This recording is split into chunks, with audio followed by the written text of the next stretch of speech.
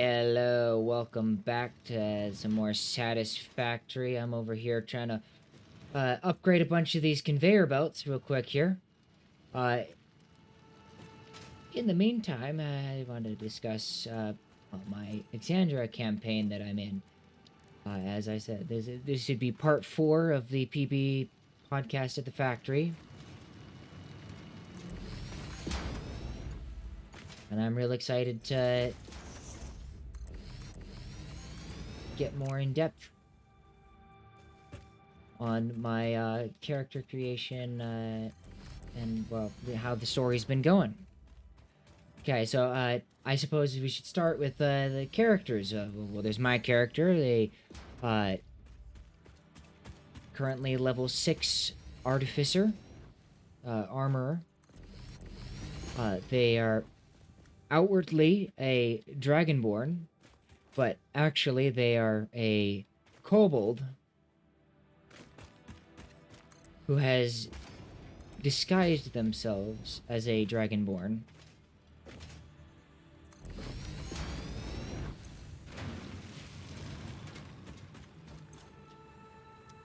Using the armor from the armorer subclass.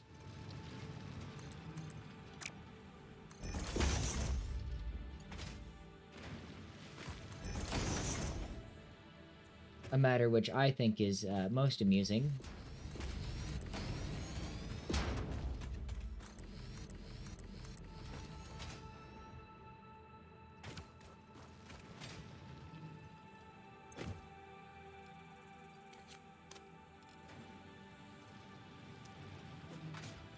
Oh, wow. These can really provide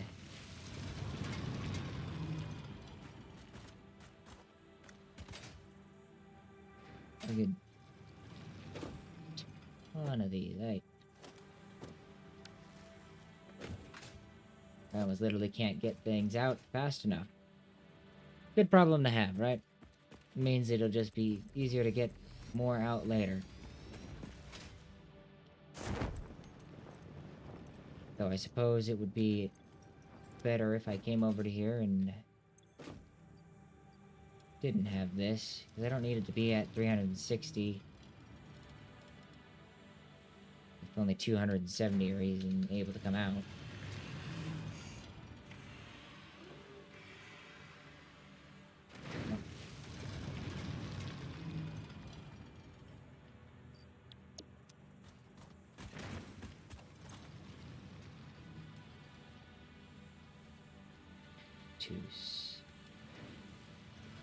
My Dragonborn, or, well, technically Kobold, Artificer, much of their history is that they, at some point were, their tribe was, kind of exterminated by the, military of the Dwendalin Empire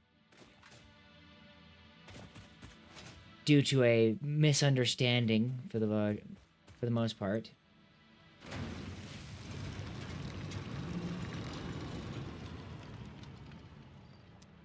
And that's what has led him to, well, becoming an artificer to the degree that they've been.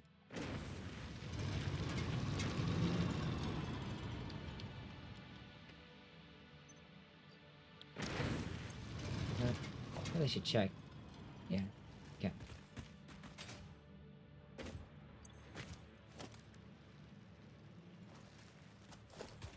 Yeah.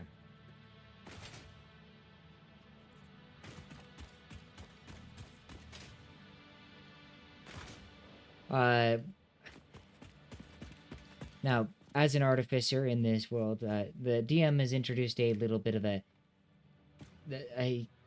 kind of a bit of their own lore into things. They introduced their whole concept of these shards that comprise a lot of well, that allow for some very interesting magical technology, and repurposed a large region of the world for their for what he calls Shardborn, which are like Warforged, but they're like these Warforged powered by these shards. And these shards are the keys to some very powerful and very old technology that, unsurprisingly, is quite effective in battle. But it also is capable in other places. My character as an artificer has explored the utilities of these shards. And while they're not a particularly adept with them yet, they are more knowledgeable than most people, though they don't openly tell people that. And they actually at some point came to work with the Shardborn Nation, or at least a large portion of it,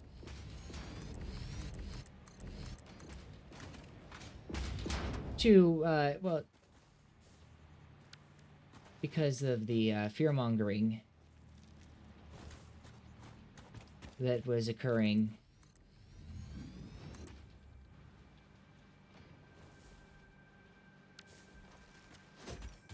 Go. Sheesh. Yeah, there was a bit of there has been a bit of worry about this new technology, as it has large potential for good, but also for war that not every individual wants, if you know what I mean.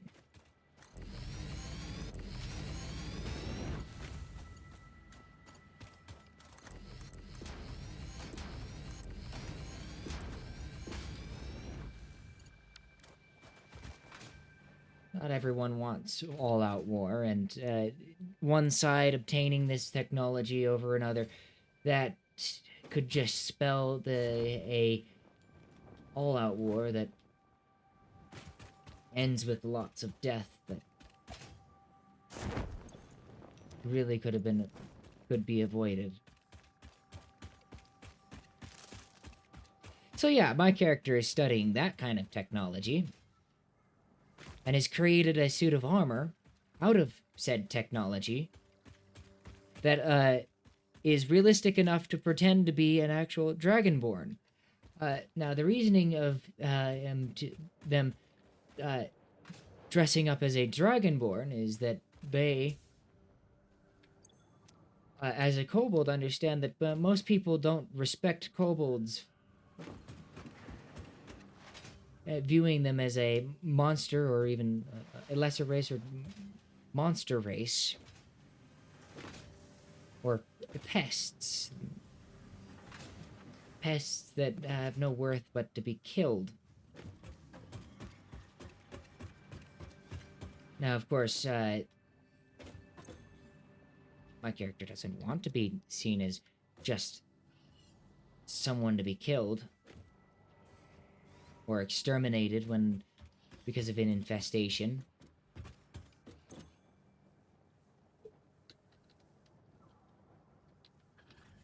$36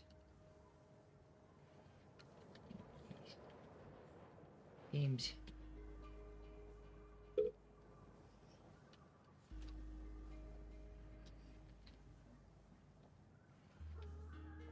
Inputs.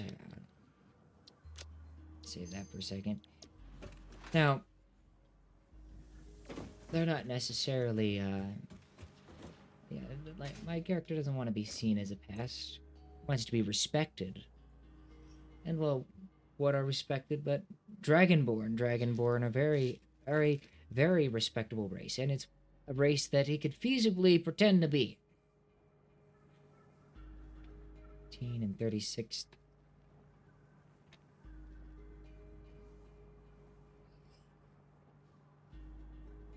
And so they disguised as a dragonborn and have been for quite a while now.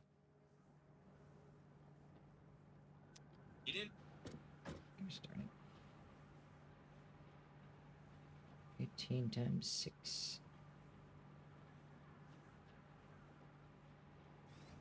Alright, 108. What is it? Steel beams. Double that in concrete. Alright. I just need to type this out here real quick. 100.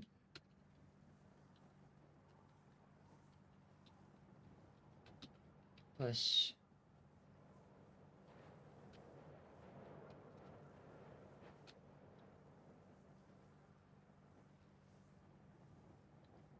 216.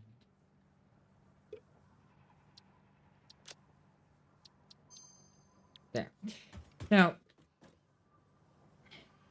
part of this whole respect thing is that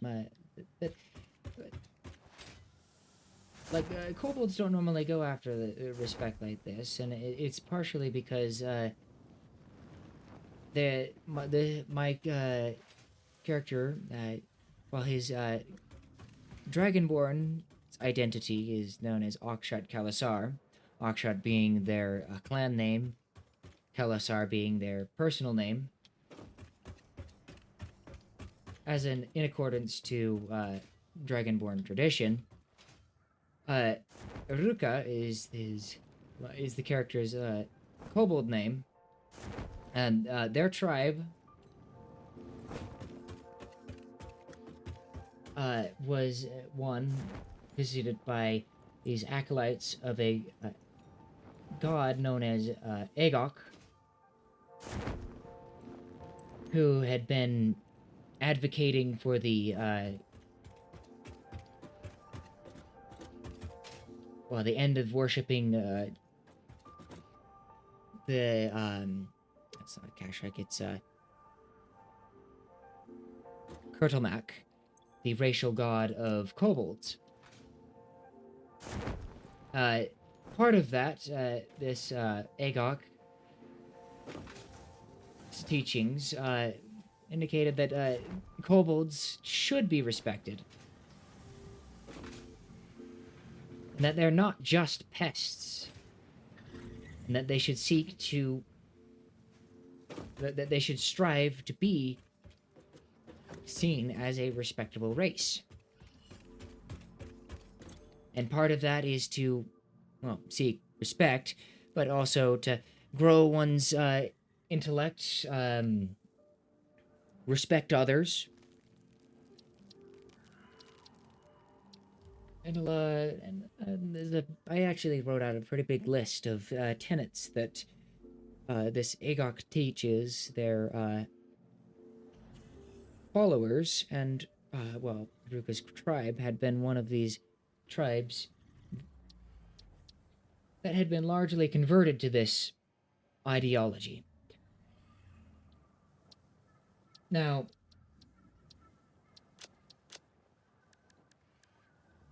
it didn't stick, however, wait a minute, I did that. I need to go to concrete, because I had a bunch of errors with this one.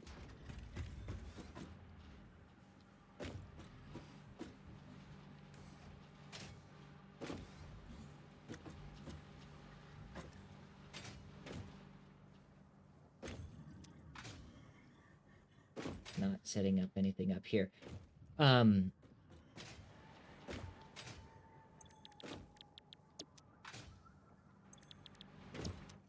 What's my thought process here?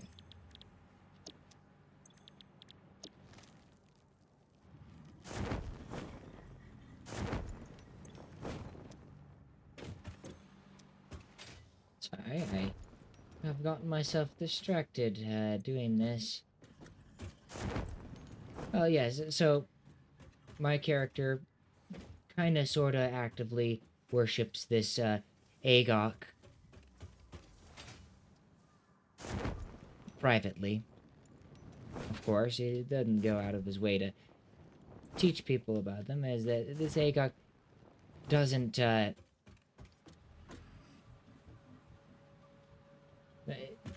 as part of the point is that this Agok isn't actually a god, or might not actually be a god, but just someone who wants kobolds to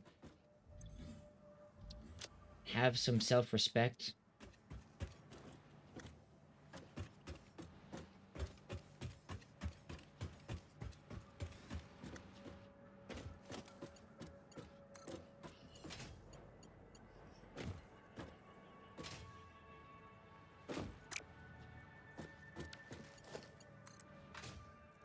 So they kind of,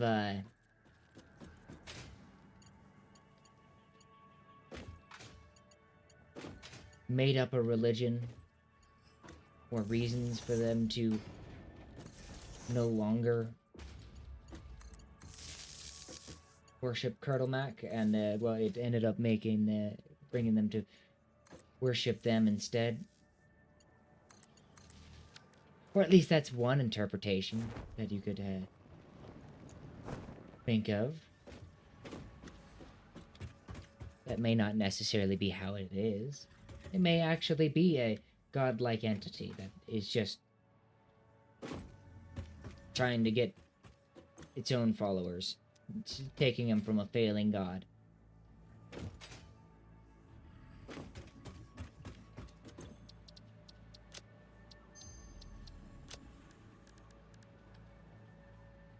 Actually,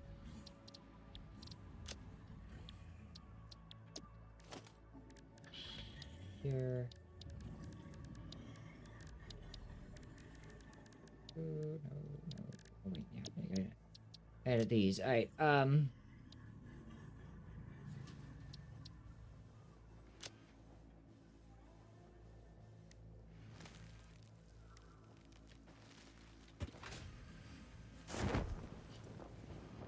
no, I mean, that's basically my character. I mean, he seeks out knowledge. He spends lots of time uh, fiddling with inventions and such. Usual artificer stuff. To discuss other characters, there was Melodus. He's a bard. There's Presley O'Bannon, our rogue fighter, and Agregi, our cleric. I think there was also a druid near the beginning, but they dropped after the first couple of sessions due to conflicts, schedule conflicts, I believe.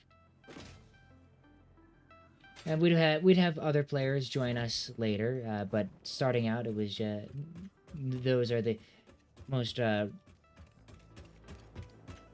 relevant characters.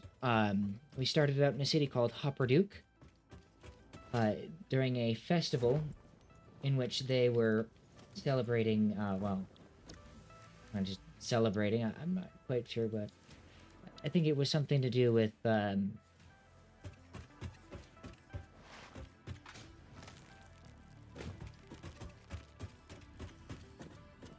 yeah, I believe it was something to do with, like, yeah.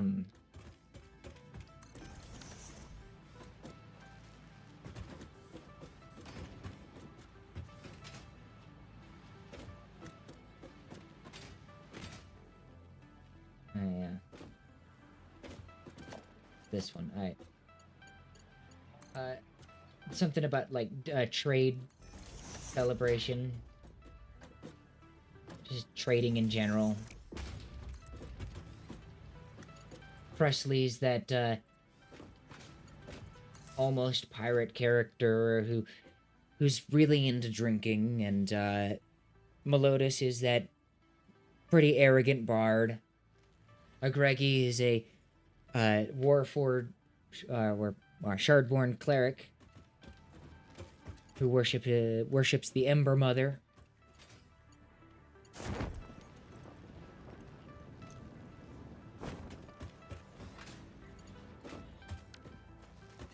And so my character and his character actually got quite acquainted beforehand, and while his character is not directly affiliated with the Shardborn Nation, having been separated by some means or other, and only have been recently made operational again, so to speak.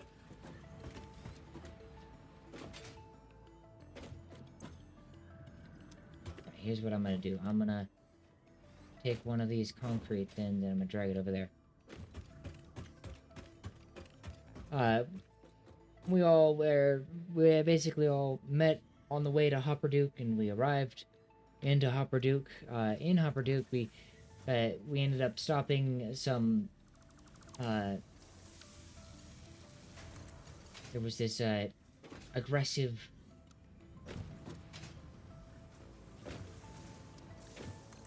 displacer beast that had been clearly enchanted in some way. And we were tasked to figure out who had enchanted it, and that led us to this wizard's tower.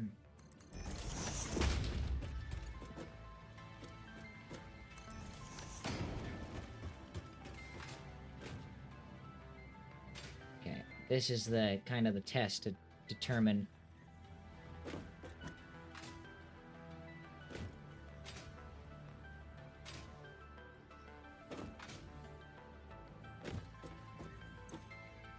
which of these are going to be getting all of the concrete. I'm going to have to wait for it to move over here, though.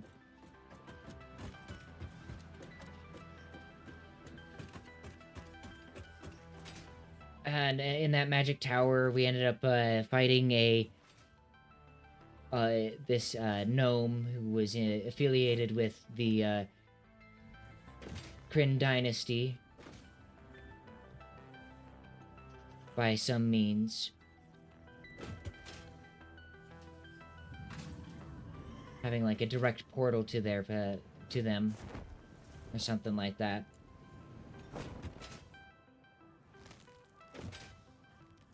Which was concerning to several of city officials that we ended up talking to.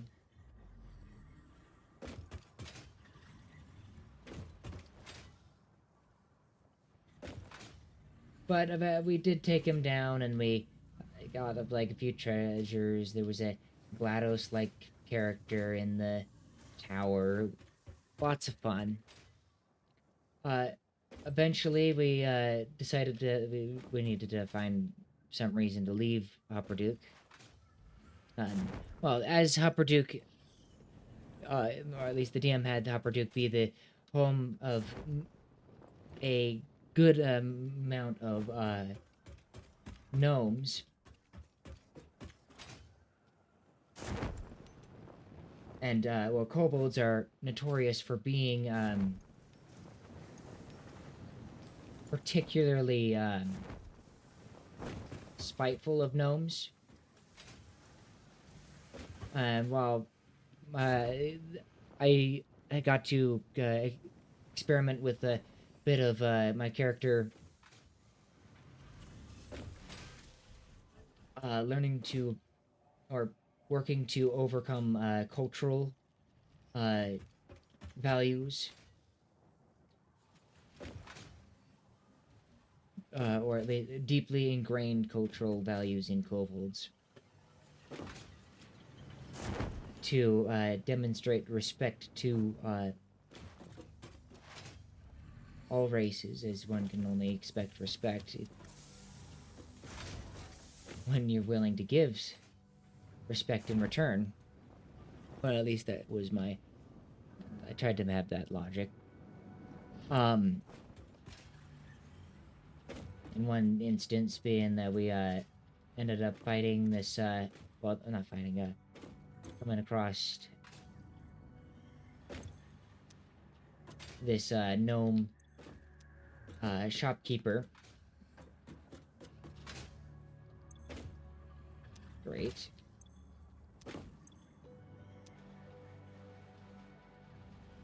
So 2 of these are going to one of these.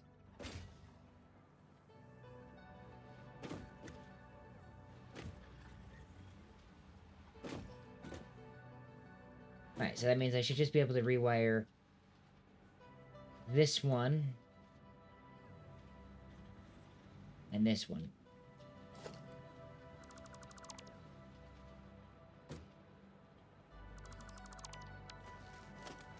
If I take... I'm gonna need this. If I take this one back over to here...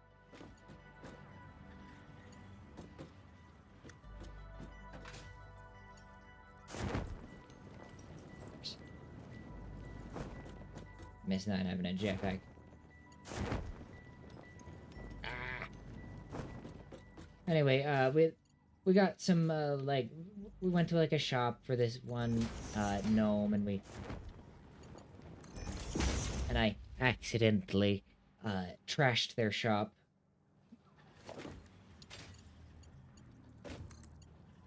And after sending an apology, they discussed sending us on a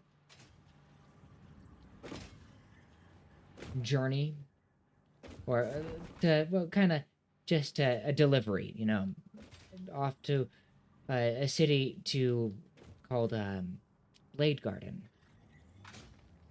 The Blade Garden was waiting for a shipment of magical items or something like that, and so we were given a few crates of magically sealed crates, I believe, of magical items, and our reward would be a couple of items from the crates once we delivered them.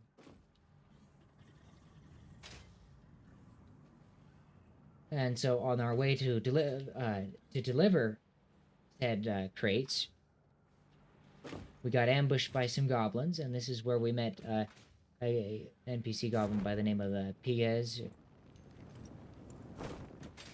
Well, Gez, spelled with the P. Yes, just as confusing as it sounds. And yes, it is literally spelled with a P. It's P-G-E-Z.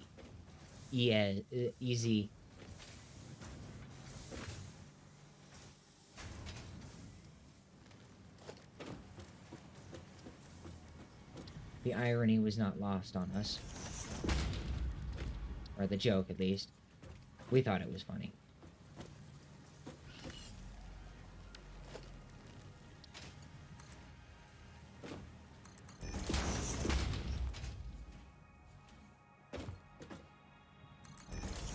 And, well...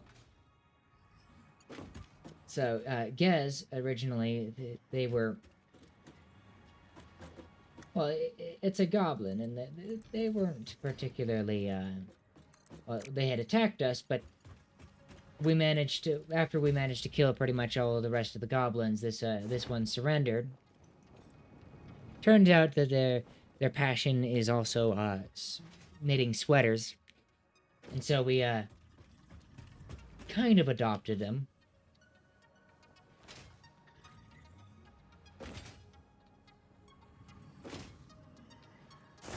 As we kind of decided to sponsor their sweater knitting career.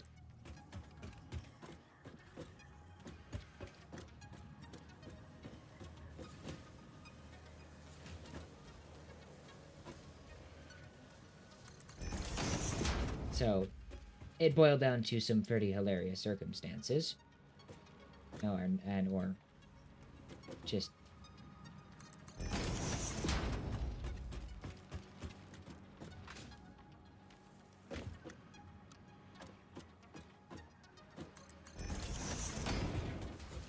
details.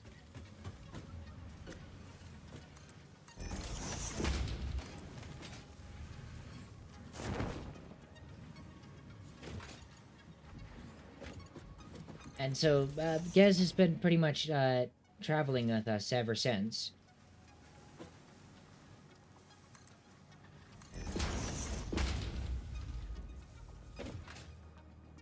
And I mean, the DM likes to have these sorts of PCs, and we as characters love to have them as well. So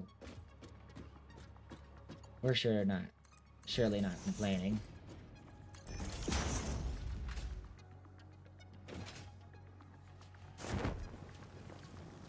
And now, Gez indicated to us that they had been actually told, kind of extorted into trying to ambush us on the road by this giant.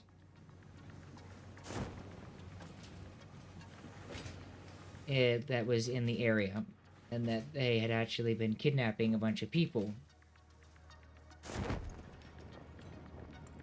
So we, the Good Samaritans that we are, decided, hey, let's at least check that out. Plus, might be treasure. So it turns out that this giant lives on a floating castle.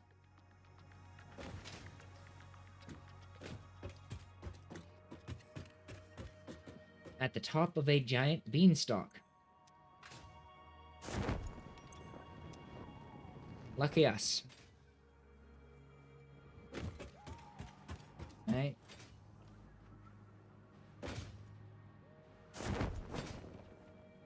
Now, well... So we went up this giant beanstalk. It had tons of fun up there. The lots of checks in order to get up the beanstalk. I am so glad I had the Featherfall spell, as I saved several characters from dying, as we were only like level 4 at this point. And there were at least a couple of characters who fell and would have died. Like, because it was literally thousands of feet in the air, and we're level 4, and I was the only one who had Featherfall. But I also only had, like 3 spell slots, because I'm an artificer.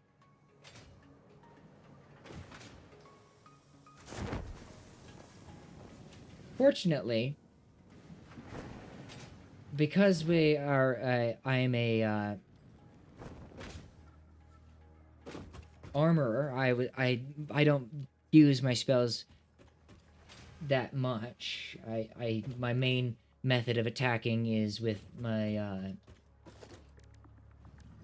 lightning launchers. The lightning launchers using the, sharpshooter feat, the old one from the 2014, rulebook, because it technically qualifies as a ranged weapon, for that purpose, for those purposes, which means that I can shoot up to its like 300-foot range. It does a d6 plus an additional d6 the first time you hit per turn, plus either your intelligence or your dexterity in lightning damage. And though technically lightning damage is statistically worse than piercing, I thought it was neat, and I thought it would be cool to use the sharpshooter feat to be like kind of Iron Man blasting people, despite how inaccurate it has made me. And the DM constantly being like, you should not use the -5, and I'm like, what? I want to. Now, unfortunately, the new 2024 sharpshooter feat does not have that -5 to do +10 damage. It just has you have the extra range thing. But also, 2024 rules don't have rules for artificers yet, so this is the one character that I've opted to just ignore the 2024 rules for. Okay, now that I have that going, let me double check my power situation going on here. Yeah, okay.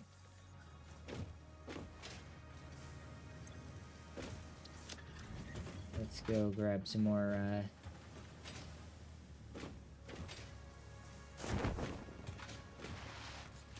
Iron Thins. Alright, so from there, we went to that floating castle. Real fun. We managed to to kind of BS our way in by convincing the guards that we were actually a troupe of entertainers. Which wasn't too inaccurate, as Melodus is, by profession, definitely an entertainer.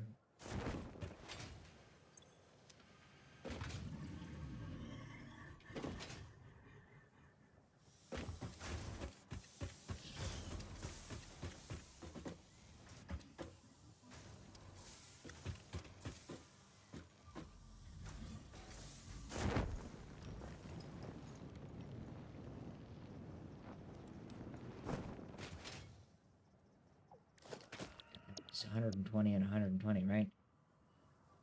Oh no, he needs 180 times 2.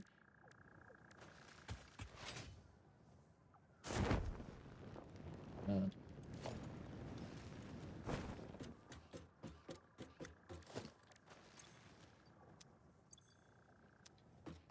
I doing? I need encase beams. And I need to get other things. Alright.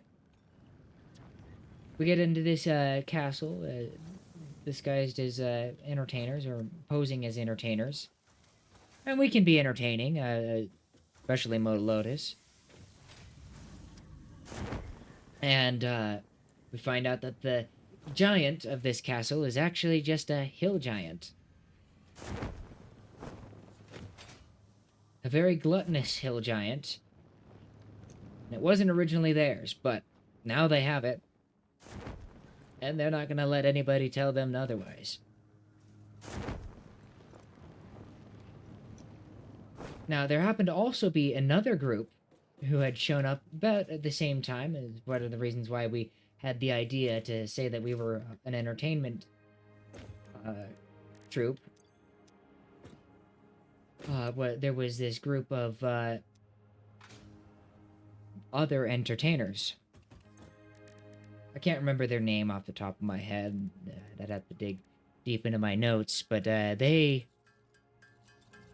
were also interested in, well, providing entertainment. And the hill giant that ran the castle decided that only the group that was more entertaining would actually be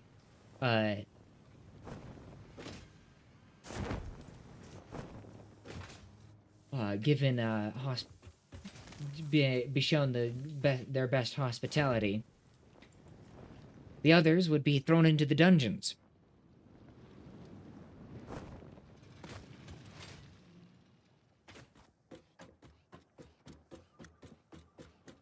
So the real fun stuff, right?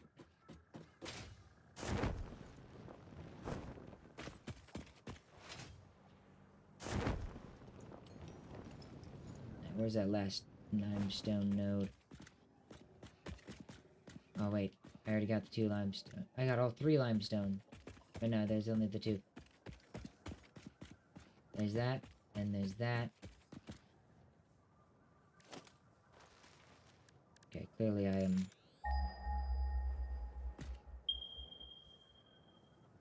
Oh yeah, there is one over here. Okay. I'm not losing my mind. Alright. Fortunately, and how this hill giant measured who was more entertaining is that the hill giant was very easy to fall asleep. If you fell asleep during your performance, that meant you weren't entertaining enough. And so we had to do everything we could to be as entertaining as possible. Unfortunately, we succeeded, I believe. What am I saying? Yes, of course we succeeded. Not just of course. We succeeded, in fact.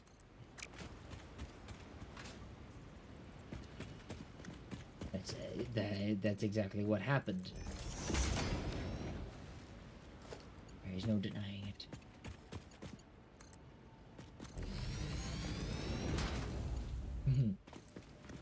Now,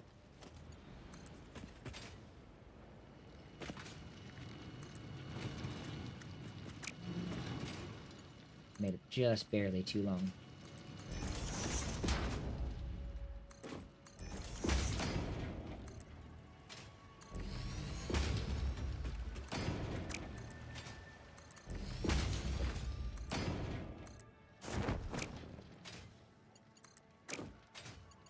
And we kind of managed to throw the other people under the bus. Don't remember what we did specifically, but we kind of sabotaged them, and then also did spectacularly on our own rolls. We casted our bard Melodus used a couple of spells that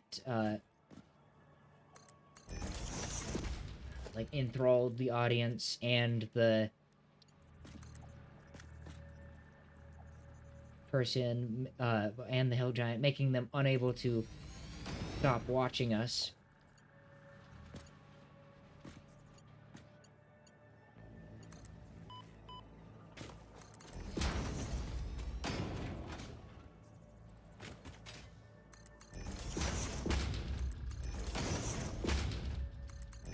In which we took greatly to our advantage.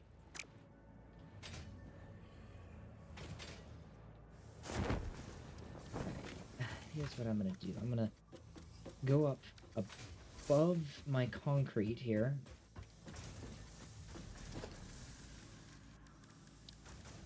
I need some ladders.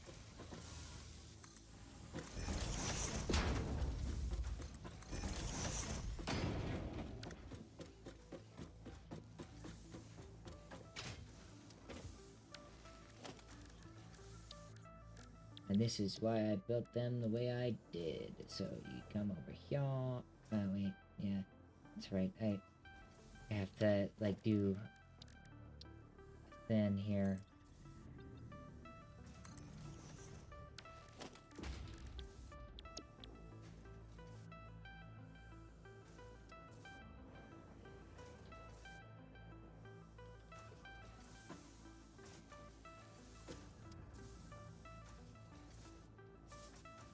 Okay, there's no way to make it go down, I don't think. It means I have to, like, do some real funky shenanigans. I forgot how low the roof I had.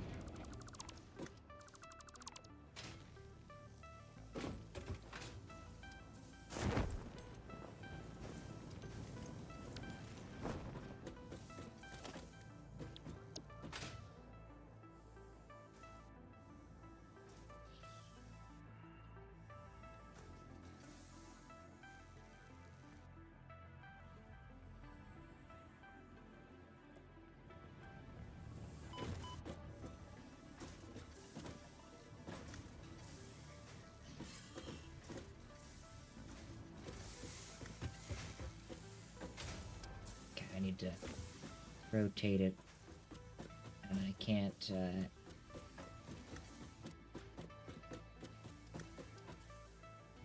do so right. Okay, there we go.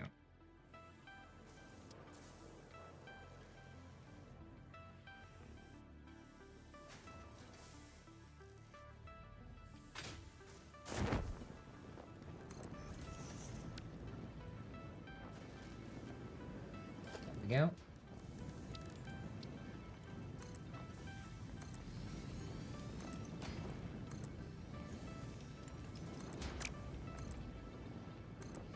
Brilliant.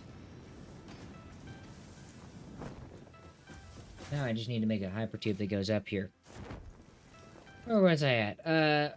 Oh yeah, they took the, other entertainers prisoner. And, we enjoyed, or at least they attempted to set us up with housing and such. Or at least it started out like that.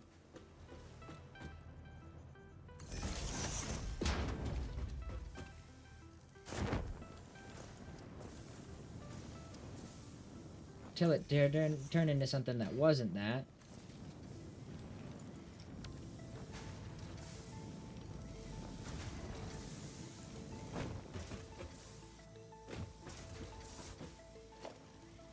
here's what I'll do. I'm gonna... Yeah. But I mean, it was also something that was kind of our own fault. I have to kind of admit.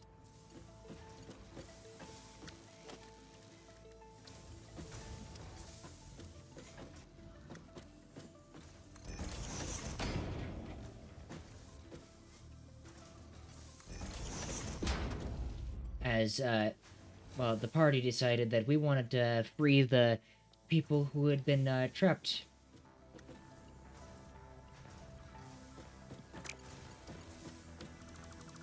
Or, who had been, well, taken. You know what I mean?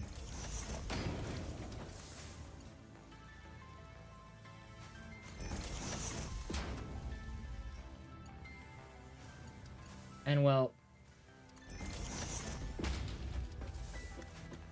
as it happens, the people who were taken, well, we needed to try to free them because those people, supposedly they were going to be sacrificed in order to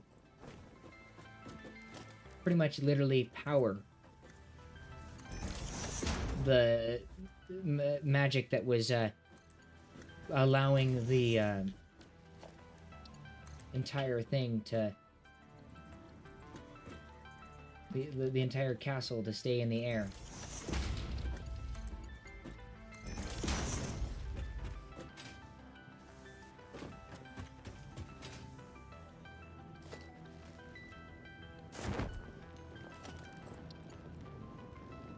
So, long story short,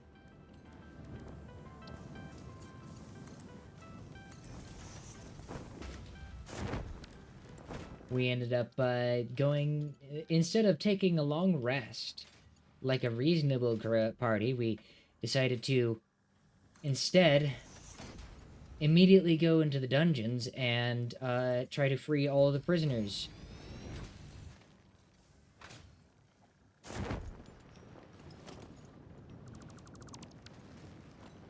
And while we were doing great at trying to, like, deceive our way through that, we got a unfortunate roll at a very unfortunate time that caused all of the guards to immediately become, like, I think one of the players was trying to nick the keys off of one of the guards and rolled a natural one. I think it was Presley O'Bannon. And well, that, of course, got the guards to become very aggressive very quickly, as one can imagine.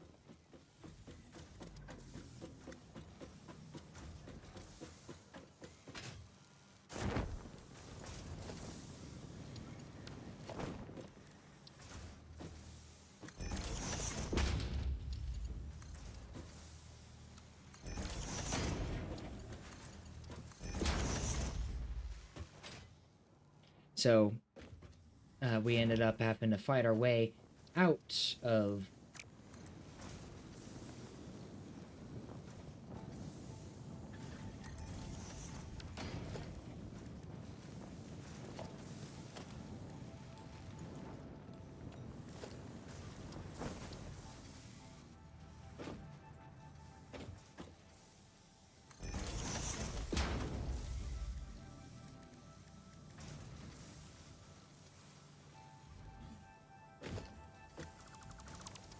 actually, if I were to take a splitter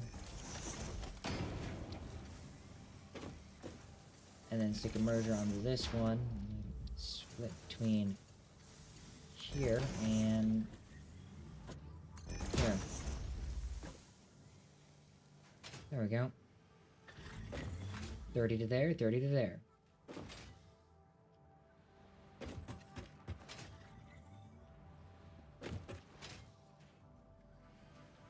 Well, actually, now that I think about it... Oh, wait, this needs so much more concrete, though.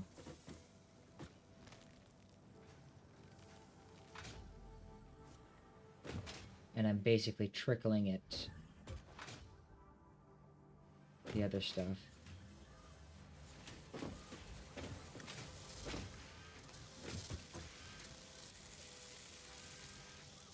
this needs a ton more concrete than it needs steel beams.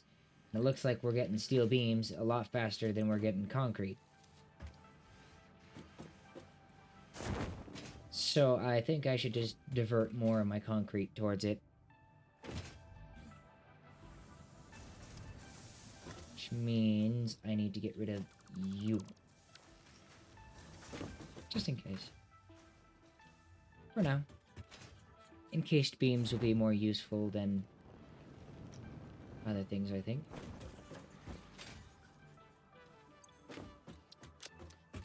Now, let's go over here and pause it. Some of my excess stuff here real quick. Because I think I'm gonna go around and just continue talking while I collect some biomass to burn.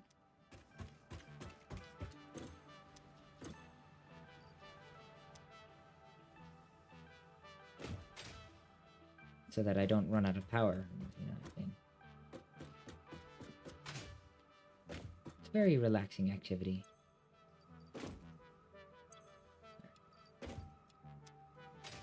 Really should label these.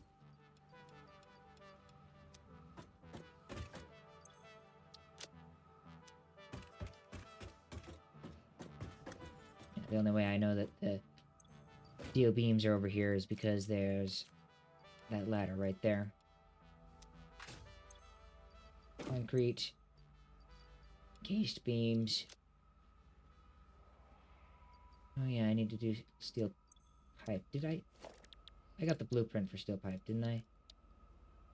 Still need to produce... I have to build it though. Alright, well, for the time being, I'm gonna go and cut down some stuff while I continue talking.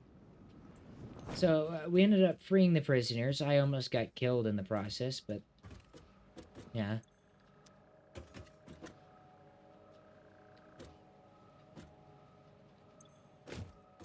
Oh. Oh dear.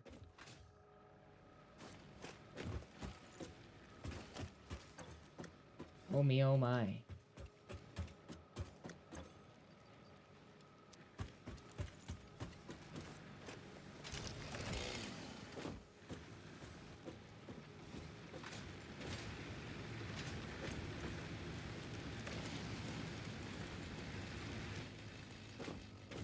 Let me grab a bunch of that.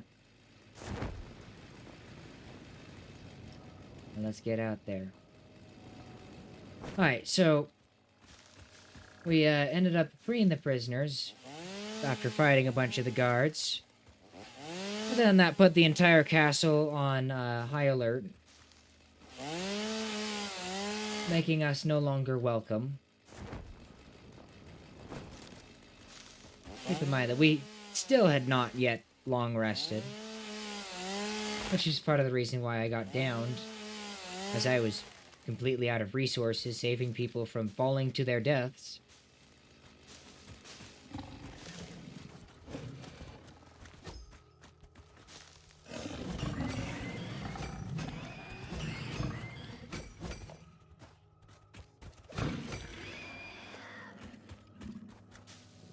But fortunately, after eliminating the guards in the basement area, we were given enough time to exit through a back exit, basically.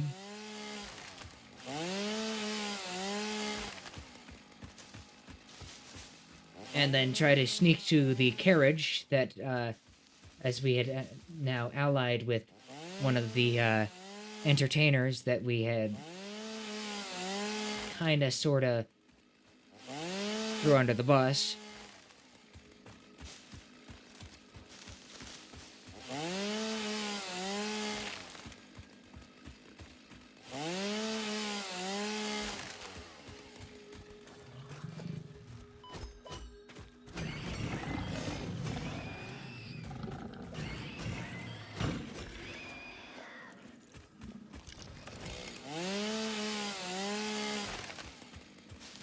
See if I can make a battery then.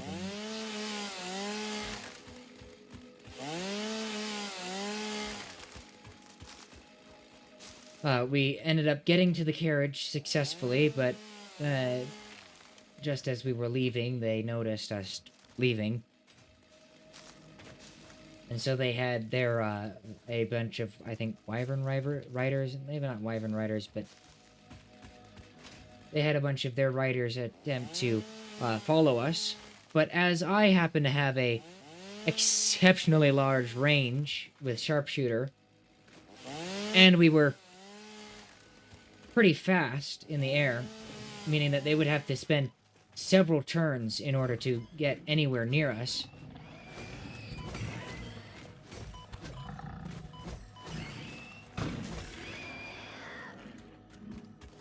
The most aggressive I've ever seen this.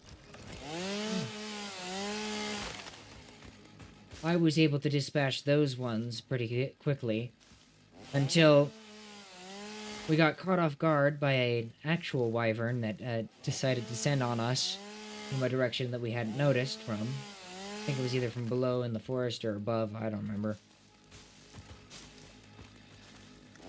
Basically, we managed to get ambushed by an actual wyvern, which took out one of our Pegasi that were pulling us.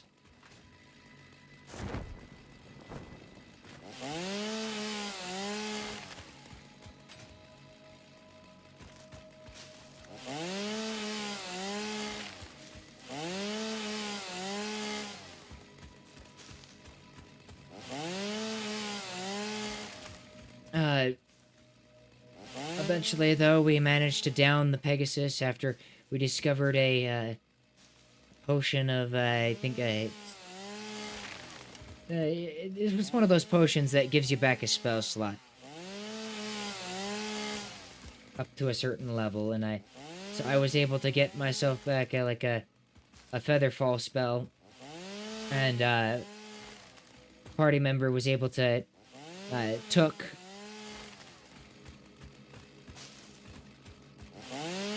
ended up using a bit of their chaotic magic, which came in clutch to kill the wyvern, but it also left them in a position of falling to where it would have been their death. But I was fortunate enough to catch them because I happened to have drank this potion before they started falling.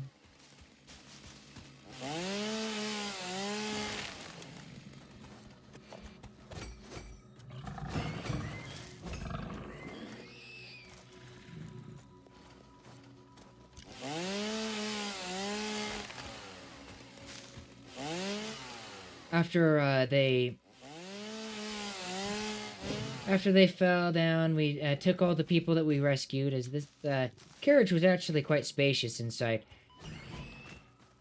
We took them to a nearby settlement, or it might have been Blade Garden itself. I don't remember. We picked up the cart that we had been carrying all of our cargo in and had left hidden before going to this castle in the sky. And, well, we quickly flew the rest of the way to Blade Garden and delivered the contents of the cart to the Righteous Brand, as they're known. The military force of the Gwendolyn Empire.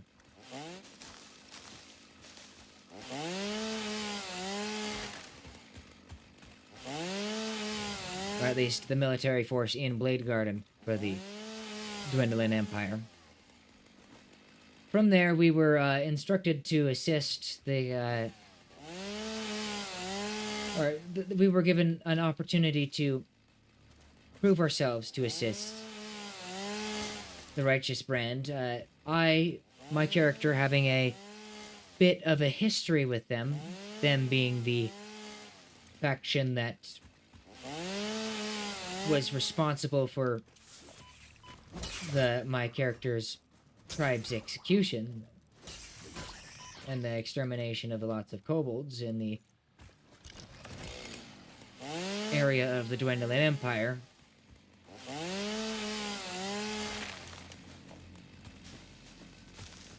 Was of course opposed to outright helping if they could help it. as he felt that it was that weren't really to be trusted. Though my character is also not a fool, so he understands that. Uruka understands that were lots of misunderstandings that took place.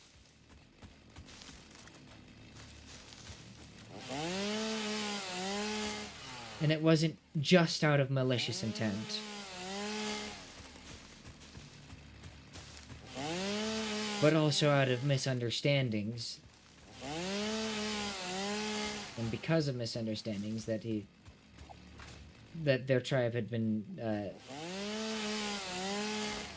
eliminated or hunted down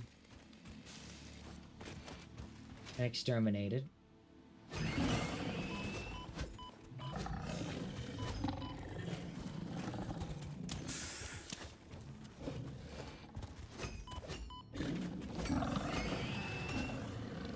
And if the rest of the party was going to wanted to work with them, they wouldn't stop them, but he would voice his opposition to them.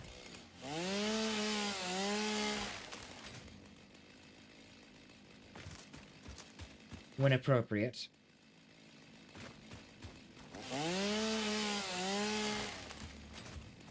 So we ended up having to prove ourselves to that we were capable enough to perform a mission for them. Did so in like an arena that was supposed to be a simulation, but due to a misunderstanding, it ended up being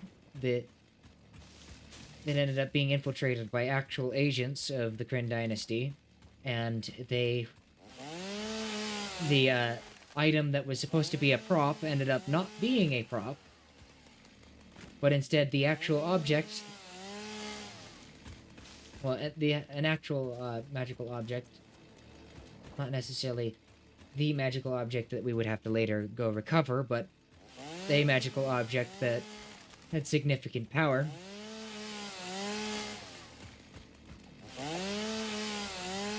It was like a pair of gauntlets or something that, well, Melodis immediately fell in love with.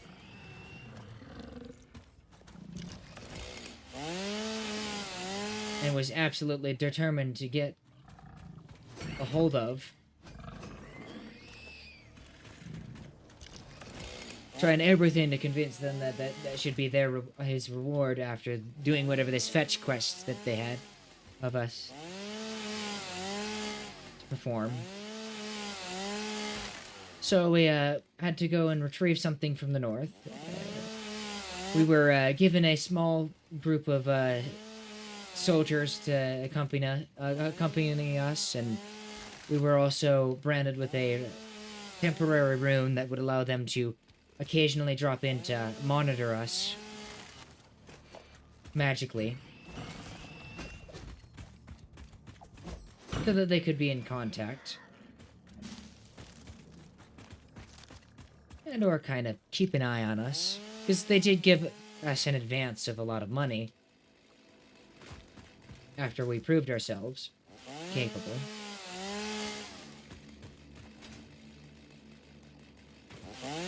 On the way there, we found a bunch of dead Shardborn,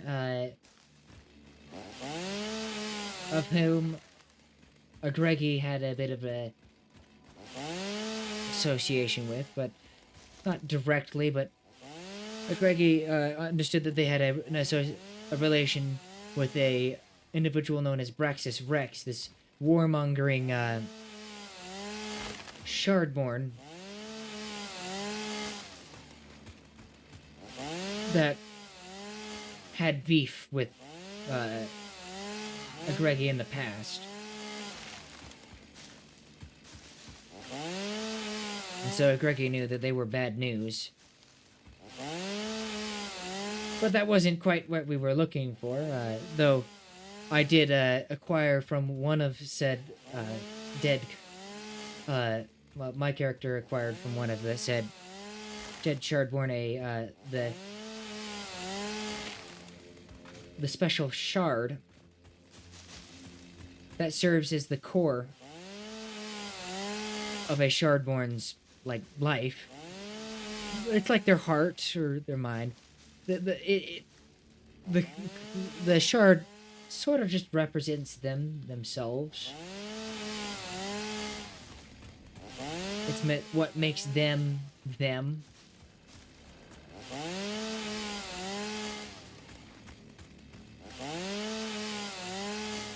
Which eventually gave my character the idea that it might be possible to restore the consciousness of this now dead Shardborn. And there's the hard way of recreating an entire body for the Shardborn, or there's the easy way of basically enslaving the, or, well, putting the body of the Shardborn in, or binding the mind of the Shardborn to eternal service as a docent for another Shardborn. I haven't quite explored that in depth yet. And there are certainly other uses for the shard cores, such as powering things. But that's much like taking someone's soul and using it to power a mechanism. A very morally ambiguous thing. Or, not morally ambiguous. That's a pretty terrible thing for, in most cases.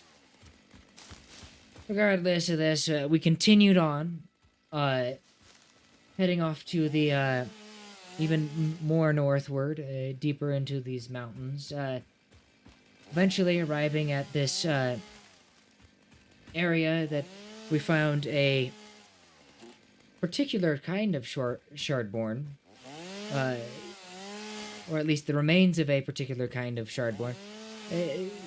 Kind of more brutish, larger one kind that, like a dreadnought of sorts.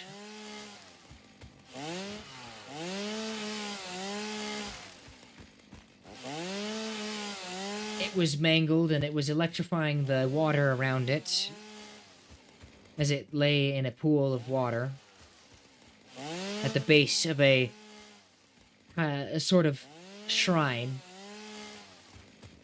half submerged in mud. Technically unoperable, but we managed to make our way over to it and disable or disconnect the shard from it, causing the water to no longer be electrified. At this point, a group of, we were ambushed by a group of Kryn, affiliated, agents who were also looking to obtain this, looking to obtain these,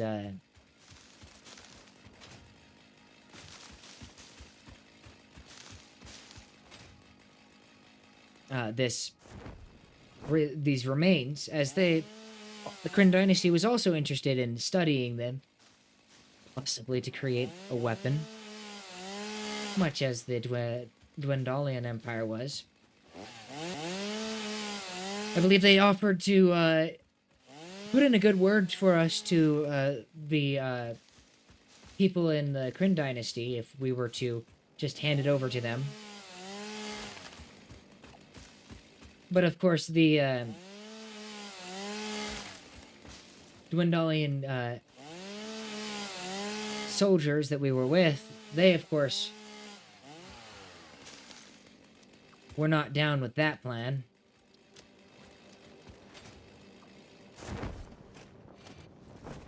In fact, we're pretty opposed to that plan. Understandably, I mean, the whole point.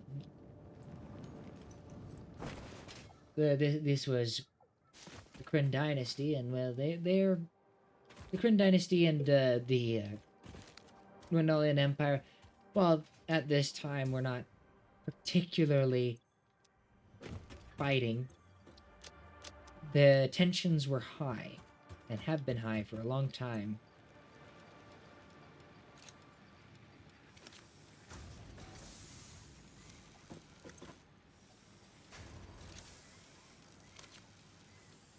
Now, the agents of this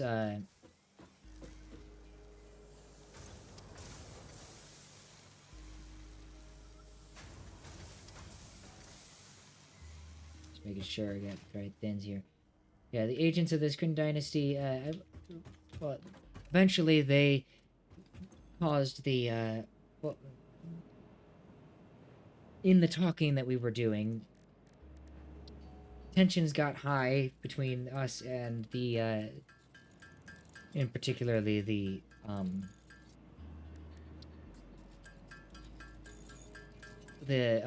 guards that we were with. They were particularly annoyed and started making a fuss.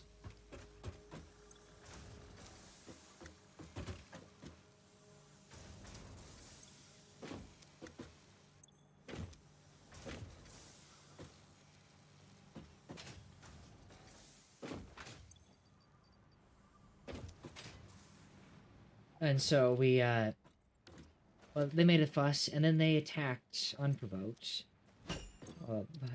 which was quite possibly the worst thing they could have done. The fight only lasted for a bit, though.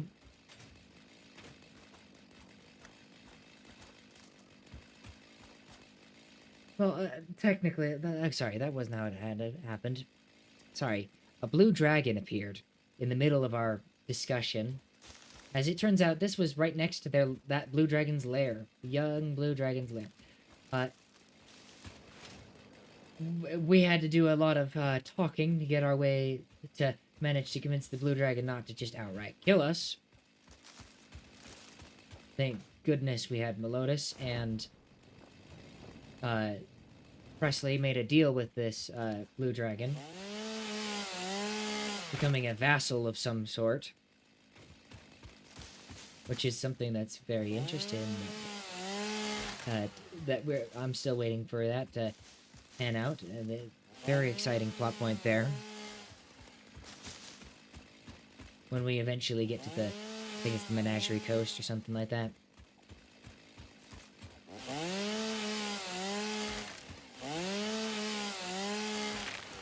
Now, after we made the deal with the dragon and convinced the dragon to not to let us take the the remains of this shardborn titan well, not titan, but like this bulky shardborn technology. The dragon, in their farewell, put a blast of lightning into the dragon thing, and well, it began to rapidly. It reactivated, and then we and the Kryn Dynasty people, agents, we had to fight it until we managed to defeat this then, as it was now attacking both of us.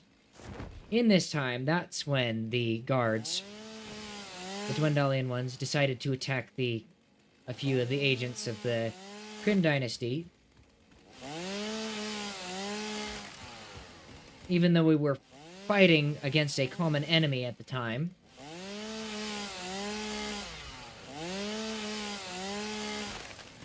And, well, Kellisart, already not being a fan of the Dwendalian Empire,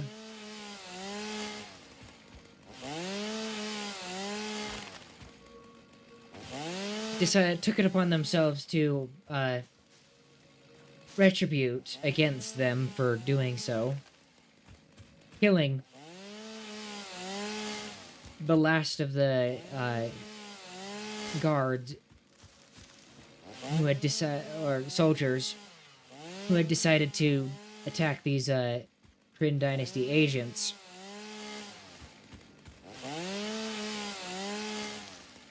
We later let just leave with the. Well, we didn't technically let them, but they kind of. We implied that they could take it, and they teleported it away before we could really oppose or give any opposition. Well, any further opposition or change our minds. And so we're pretty sure they get put in a good word for us. Either way, the people at the people who had been watching us from the Righteous Brand, because they had been in contact with us during this, they weren't all too happy that I decided to kill some of their soldiers.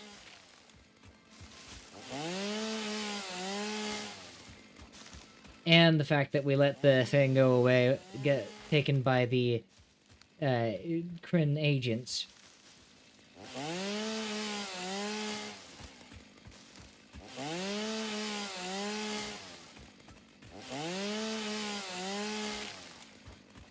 So on the way back, I determined that my character would likely be worried that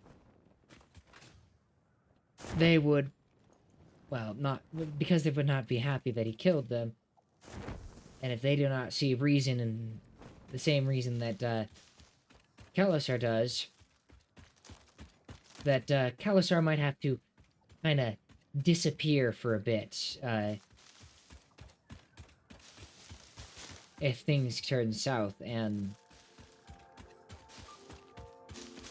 Iruka would have to make an appearance. And so that's when Khalasar revealed their biggest secret to the party, especially Agregi. First Agregi, because backstory was that Khalasar and Agregi had been traveling with each other for years at this point.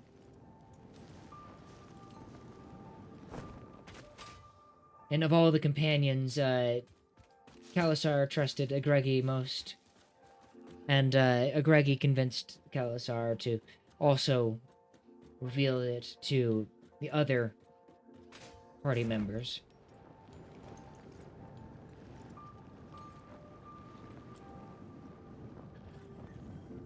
Ah, I see. Fixmiss is finally disabled. No more free presents. Oh, what I have is what I have, right?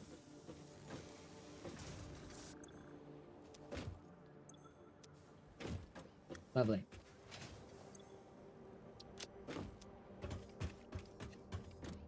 What was I doing? Oh, yeah. Need to deposit more of this. More of this.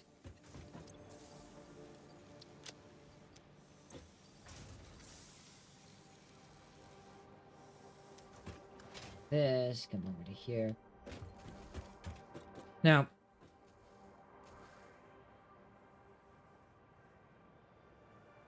we eventually got back into the city, and of course the guards were, well, the authorities wanted to see us immediately. I wonder why.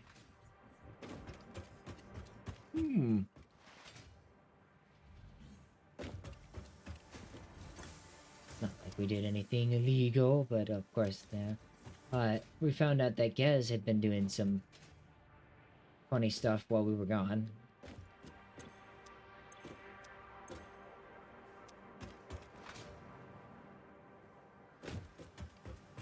And eventually we were taken to court over our actions and our choices.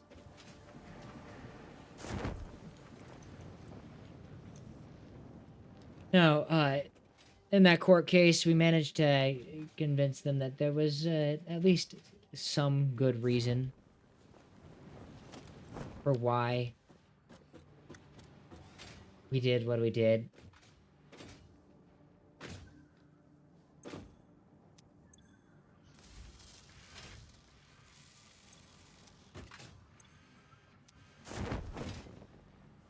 Or at least Kalasar made up a decent enough an excuse. And though they still wanted a bit of punishment, and so they demanded that we go on another mission for them. This time to an area where there's an active curse of sorts.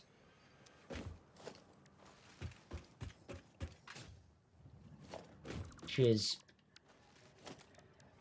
really the only way I could describe it, as it's this, like, well, it's like a curse slash disease that has been afflicting an area for a good long while. Or at least it had spread into this area for a good long while. And, well, one specifically that, it wasn't specifically this curse being the reason why we were supposed to go there, but we needed to go there because this Braxis Rex was supposedly in that this region, and we were supposed to kind of go eliminate him and bring his body back, or whatever technology he's using. However, after our court case, one of the judges that had, or at least one of the judges who was also one of the city officials, that we are talking with, they told us to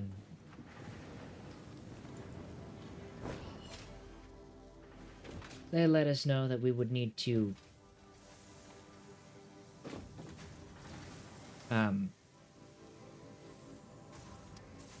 well, sorry, they didn't tell us what we needed to do. They told us that they were actually part of an organization known as the Brass Rings, that would try to be using the technology from the Shardmorn not for military purposes.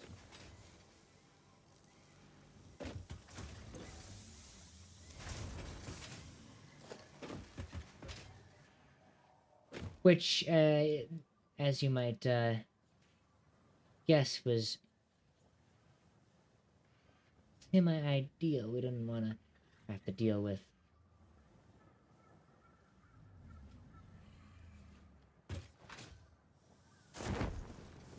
Finns if we didn't have to.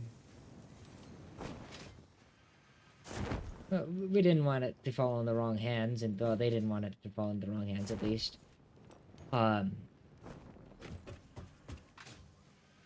But during, well, kind of after that party, that dinner party that we were invited to, Melodis, our bard, was a bit annoyed that the people had who had promised to give us the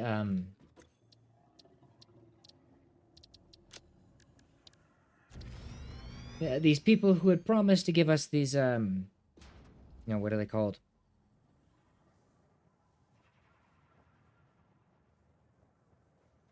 That gauntlets that we talked about earlier. He had tried. He had gotten promised that he would get those gauntlets upon the completion of the thing, whether we brought back something or not. They ended up stiffing him and not giving it to us.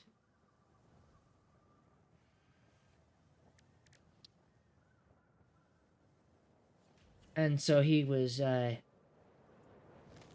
he wanted to be a bit petty and go talk to the guy who had decided to take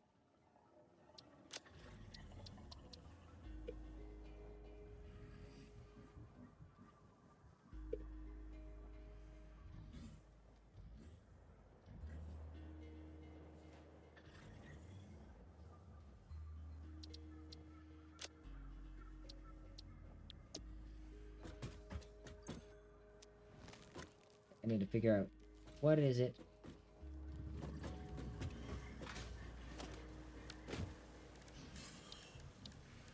That I need. Make power storage. Alright. Casing and. Alright.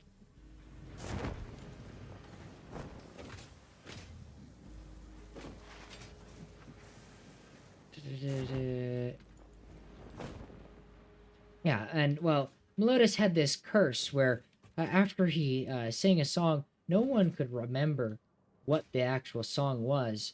They couldn't even remember the tune. It just that he sang a song and that they liked it.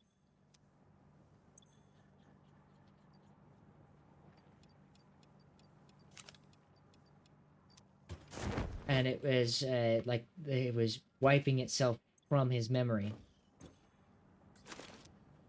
Well, from the, it would be like it was wiping itself from the memories of these people.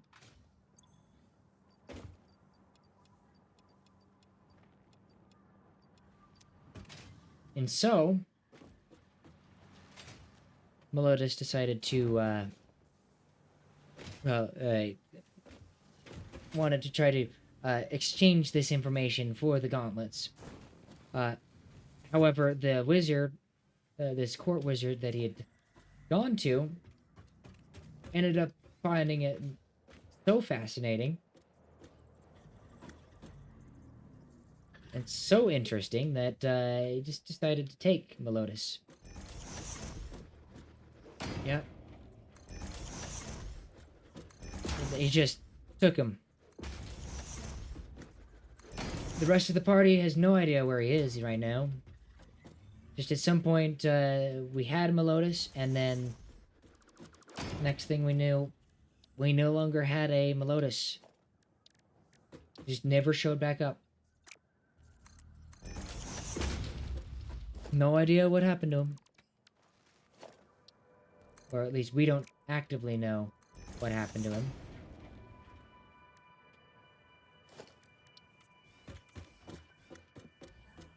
We all generally just assume that he abandoned us because, well, it's Meliodas. Meliodas was a tad of an arrogant person. Arrogant individual. So, we weren't particularly surprised.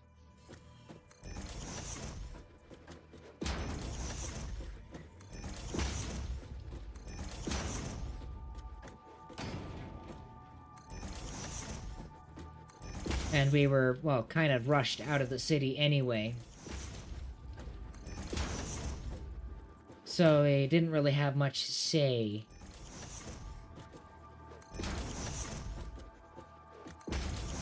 In looking for him.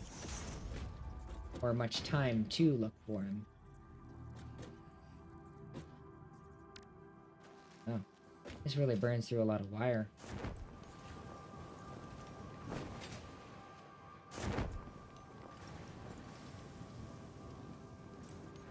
And so we, well, we were given a little bit of time to acquire things like, supplies for crafting items. Me being an artificer, excelling at that, I obtained a good portion of various crafting ingredients to then be able to use.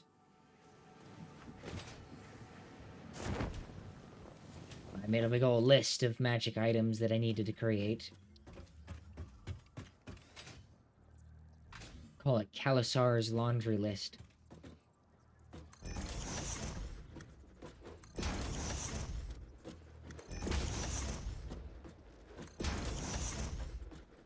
And I kinda sorta spent a good portion of the party's gold.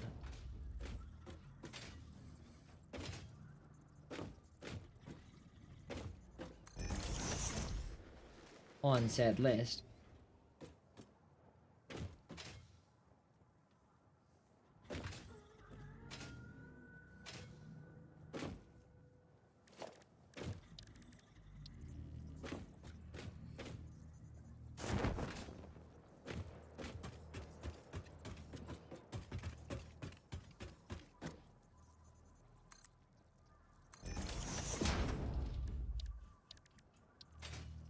Now, while most of the items on this list were beneficial largely to myself, I did try to make sure to include several things that were beneficial to other party members. I don't want to be too greedy. No reason I'm gonna paint these all with Caterium finish, because I think that would be funny.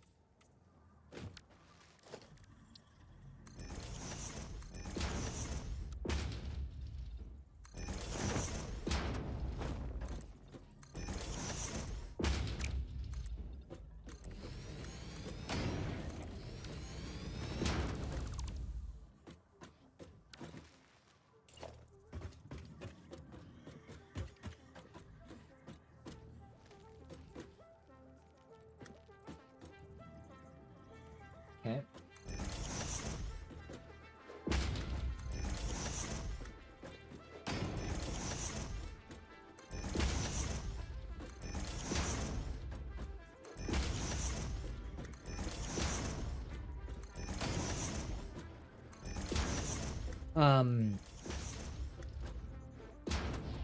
We were also given an uncommon magic item for choosing and departing. Though we got to flavor how we got that uncommon magic item. Or why we got that uncommon magic item.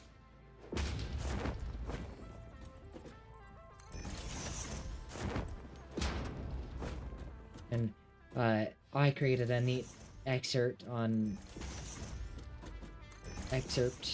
whatever it's called, on my character being delivered an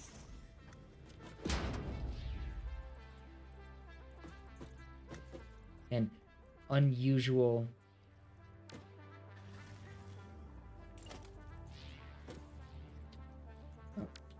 more wire.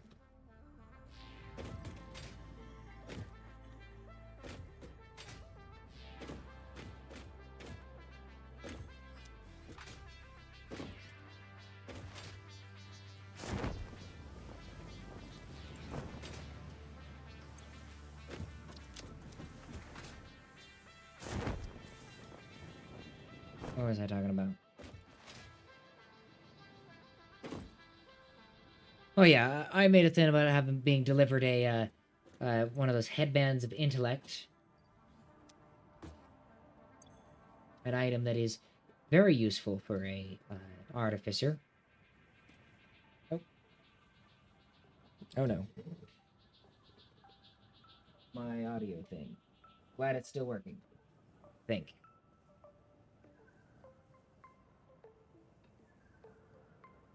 Yes, it's working. Alright. Need to grab a bit more this cable, but I need wire.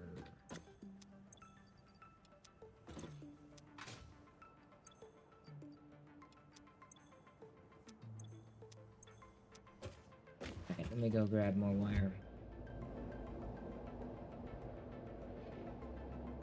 Now, yeah, I had a beautiful scene in which Ruka had been in there. I had been out in their room alone, working on some invention or something, when a knock at the door.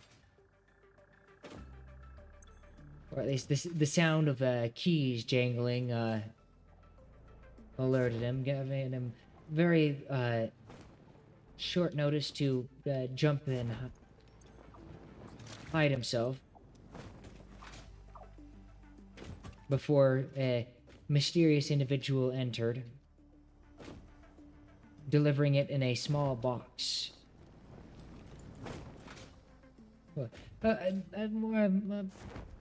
Say mysterious individual, but it was an individual who was humming a tune and looked like a young cadet or a young soldier of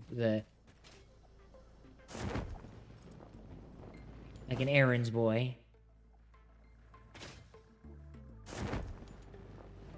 for the righteous brand. Though they delivered this box and a letter alongside it. Before then, they then, sorta... What's it called? Oh. I need more frames.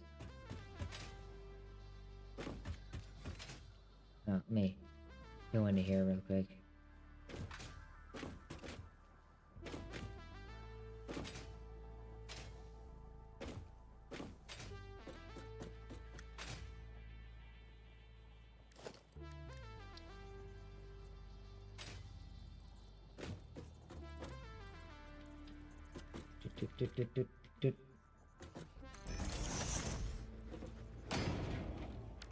There's no way I'm fitting another layer in here.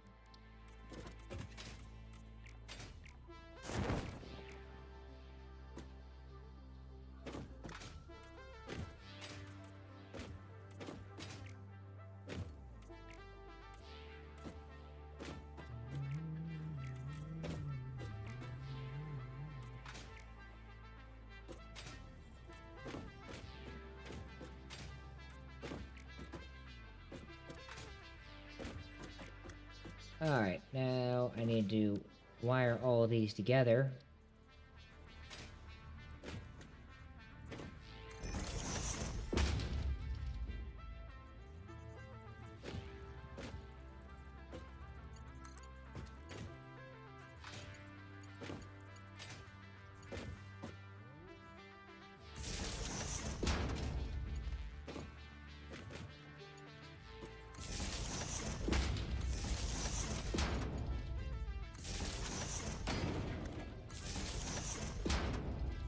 Okay.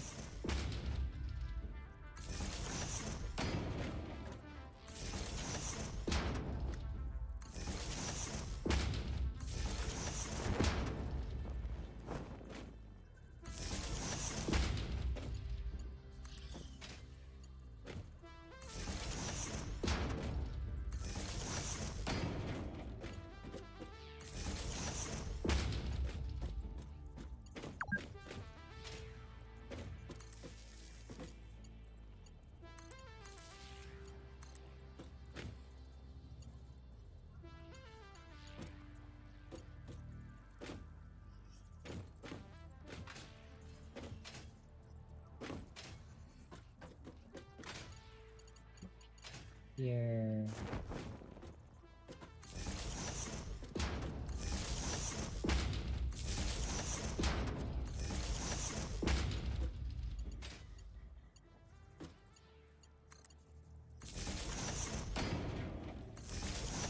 Here. Where was I at? I scroll down to my list that I actually prepared this time.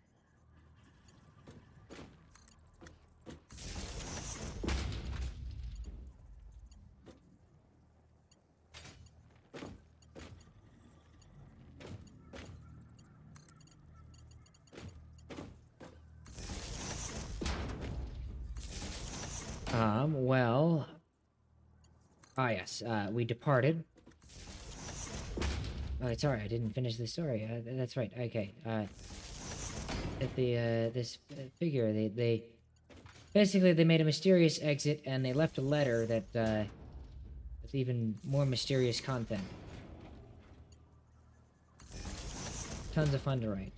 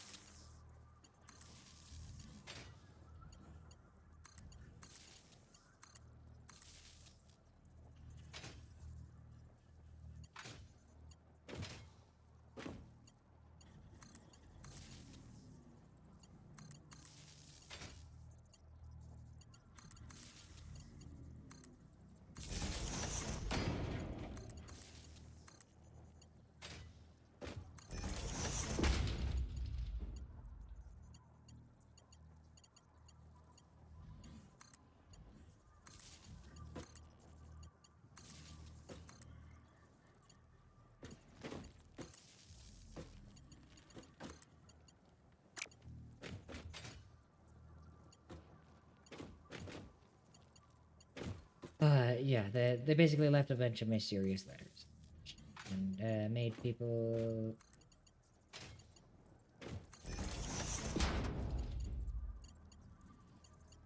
Made many, curious...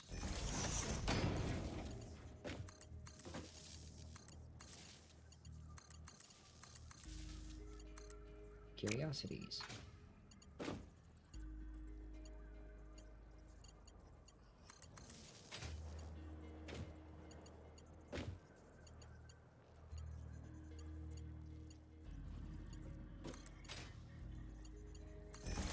Be the case.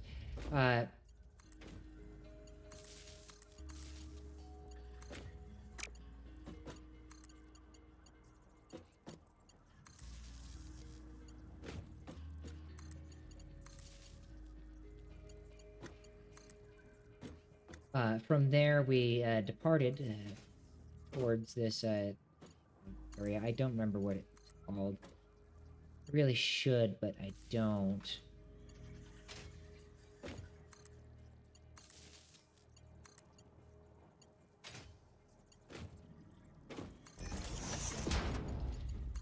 But it's a mostly forested area with this magical curse/disease.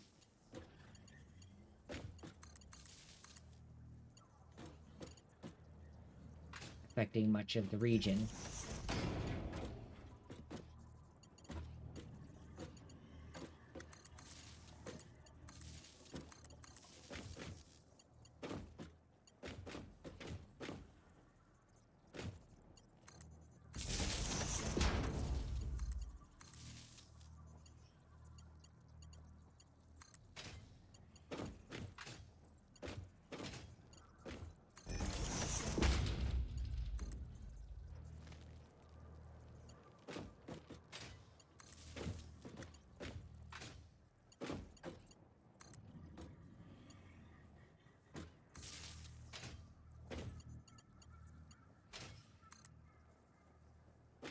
Okay.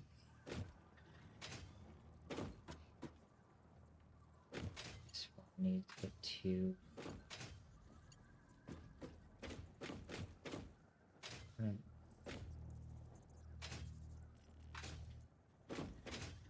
Many lines. Come on, there's bound to be one around here somewhere with extras.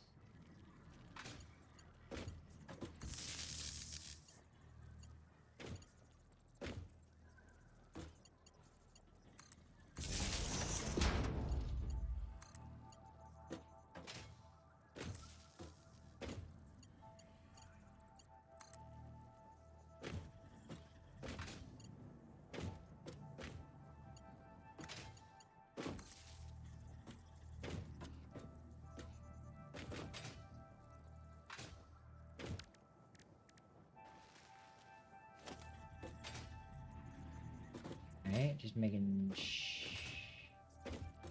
sure here. These are all connected. Sorry, I got distracted from my storytelling. We left the city. We met the cart driver that we were with. They asked us if we could find this particular herb that is good for bunions.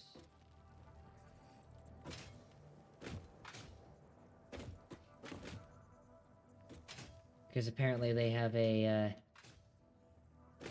significant bunion issue.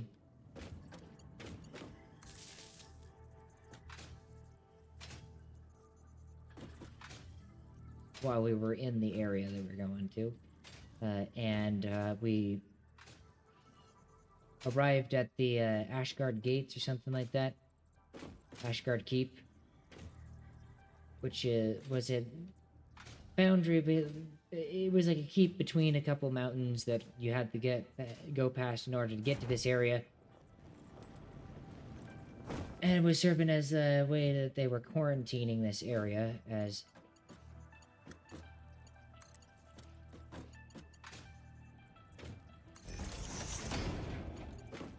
The curse kinda...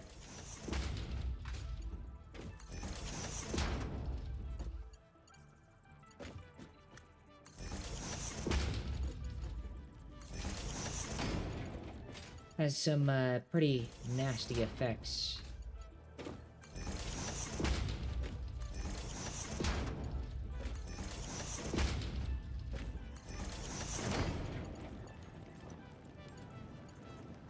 And that's where we learned about these nasty effects and such.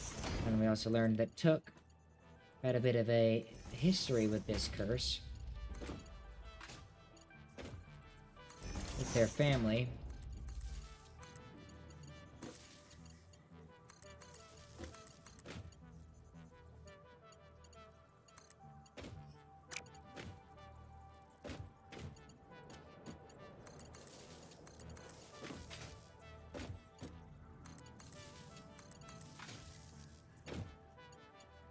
But we also saw what this curse does to a person, and it kind of like makes people into zombies, sort of stuff. So the usual, like, magical curse that, like, eats your flesh. I'm not too unfamiliar with those. I have a couple of those on a couple of my characters as is. Though it eats the ones that I've had eat flesh for an entirely different reason. The side effects are the main symptom for the ones that I know of.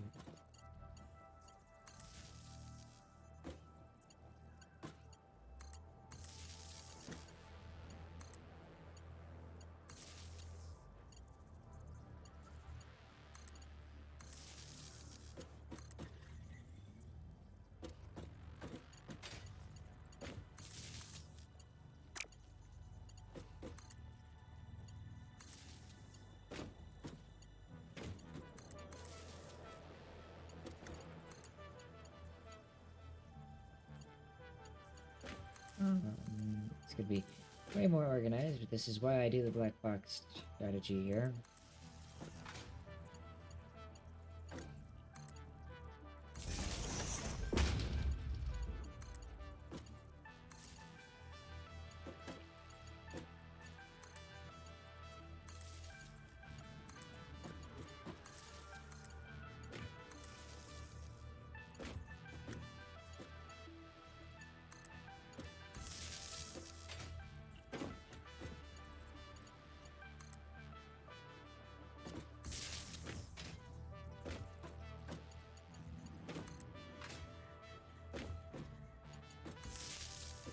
Alright. Wait.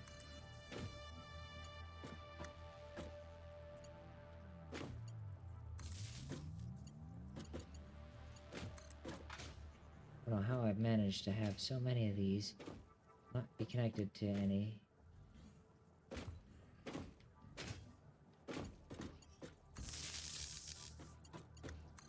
Of like so many nodes.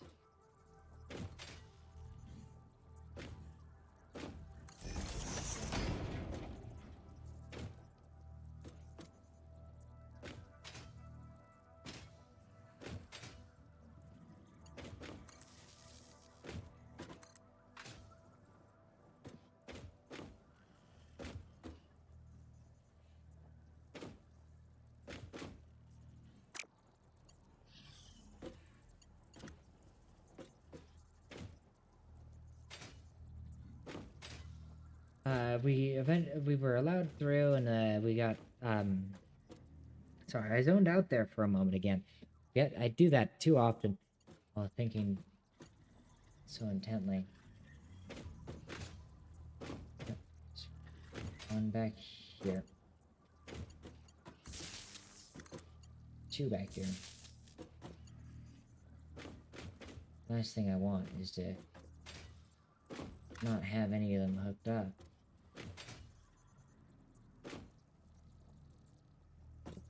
Have one of them not hooked up. This one really matters. Sure, okay.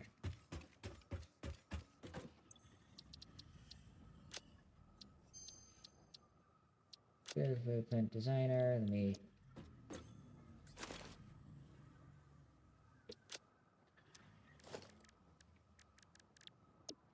Good friends. Let's go over to here. I'm gonna have to edit this. Put this into power.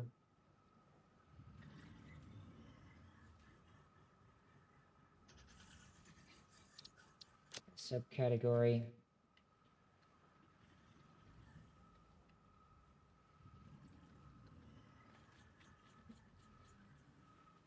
Power storage. That changes. Need about 500 more modular frames. Lovely. Let me go grab those real quick while I describe.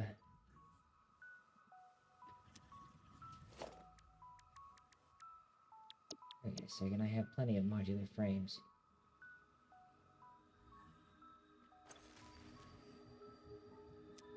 Ah, but they're all in here. And not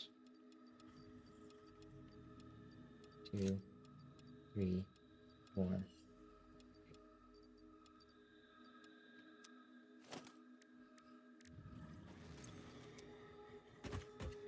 Man, I can barely even build this.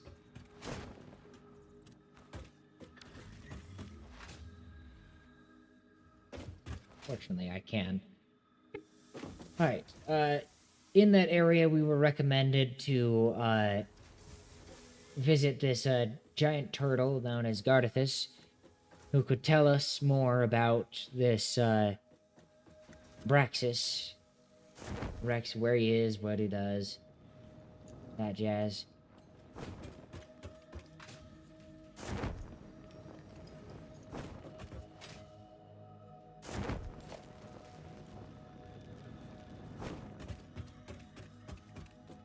Let me put power generation above here.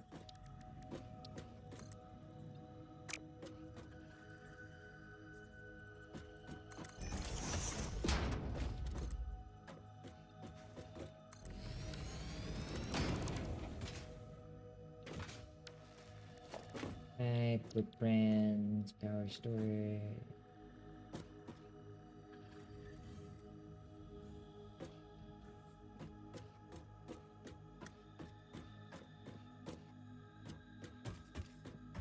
Make sure that that's lined up. Yep.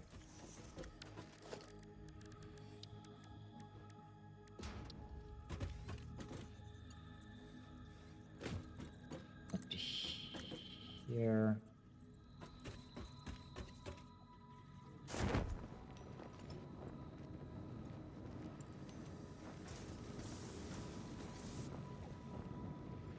Slide around here real quick.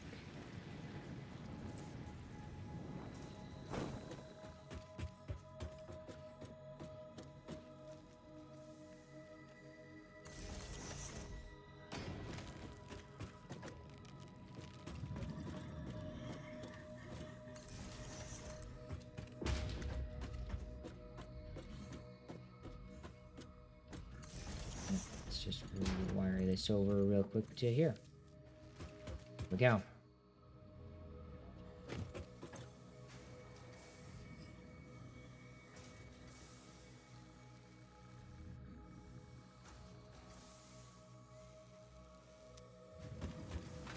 Great, do I have to configure those batteries or something?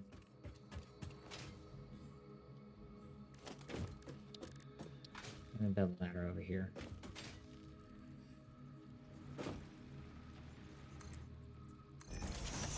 Because I have a feeling I might have to.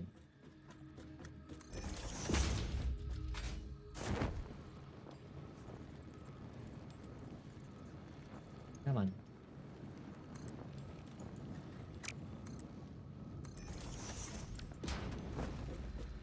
Okay.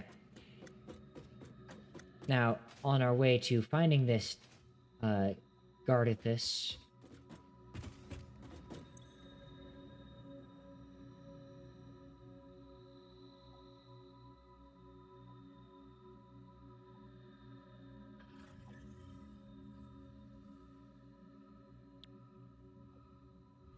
I see.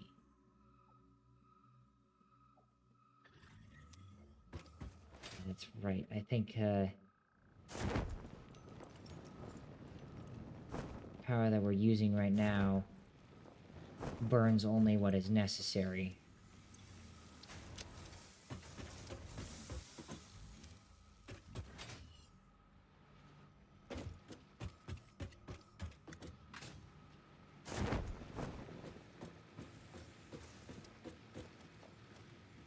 I'm gonna have to pick up a bunch here real quick. While we're doing this, yeah, in the time that we were heading off to Gardathis, this is where we met the replacement character for the player who was playing Melodis. This character is Harding. They're a Kenku. I think they're a rogue fighter. It might just be a fighter. Though I think they might also be a rogue fighter. But their shtick is that they have magical cards that control fate.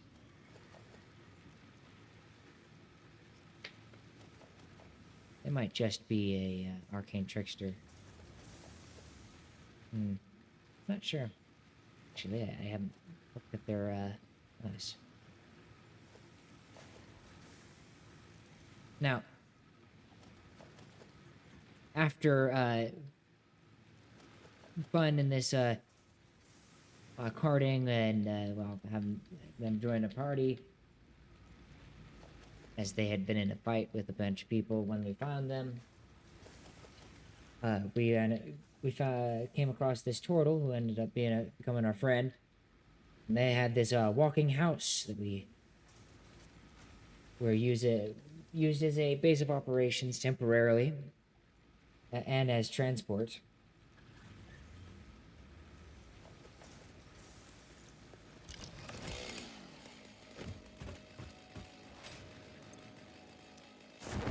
To sort of transport ourselves out of the city. Well, not the city, like between areas, much faster than we could go on our own, and much safer.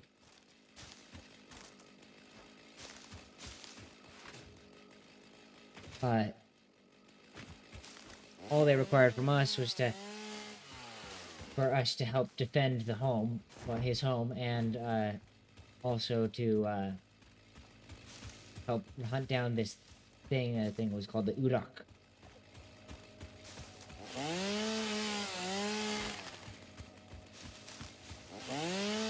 There's a big, great beast that was terrorizing the nearby woods.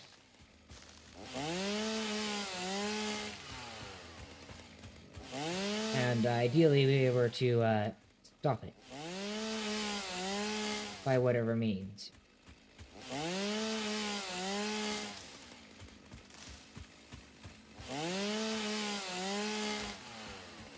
Alright.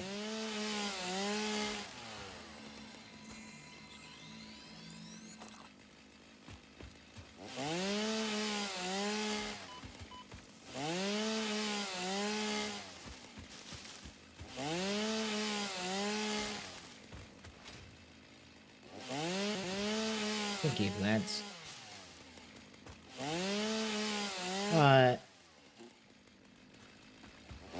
So we went to go hunt this great beast of the Udak, but we were also informed that there was these hunters trying to actually hunt down Gardathis. By a stroke of luck, we managed to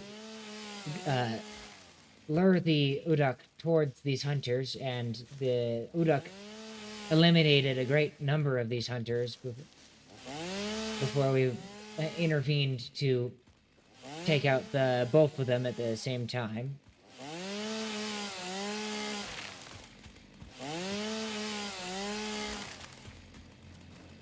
After which we met with the Gardathis, who told us more about the curse and all that, and about Braxis and where he is and what he's doing. Indicating that Braxis is at the Halofo Teller, which wasn't too far away from where we were. now.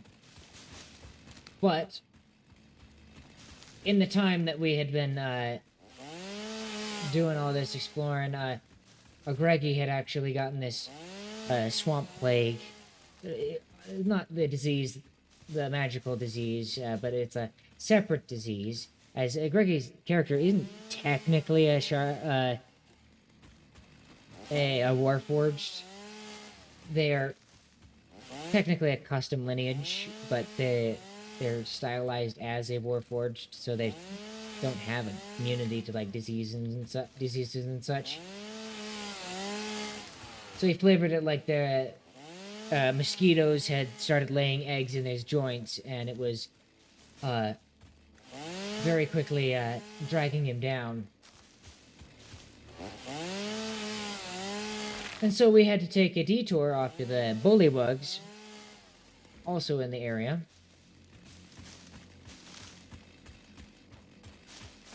And there, they offered to give us the cure to Greggy's condition if we joined in a game of Murder Ball. Which is a fun rugby-like sport game for D&D, using D&D mechanics. Or a slightly adjusted D&D mechanics.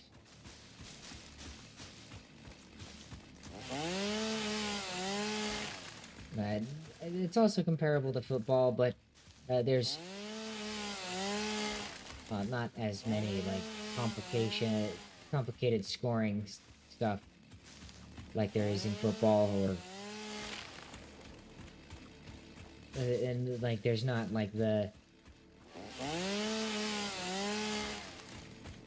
it's basically the ball stays in play until it gets scored or the time's up.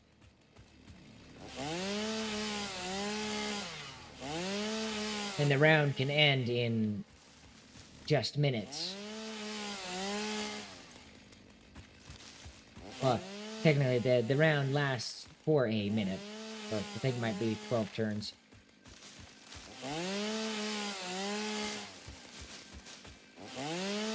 And at the halfway point, you're allowed to swap. But you're only allowed one caster, and at the halfway point, you're allowed to swap who your spellcaster is.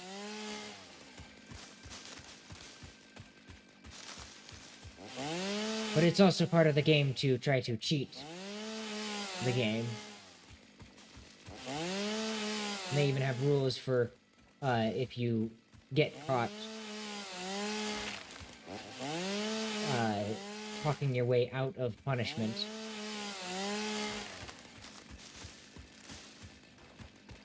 And then, well, a couple sessions are spent in this murder ball game. We managed to dominate 3-1, or actually no, 3-0. I think might have been 2-0.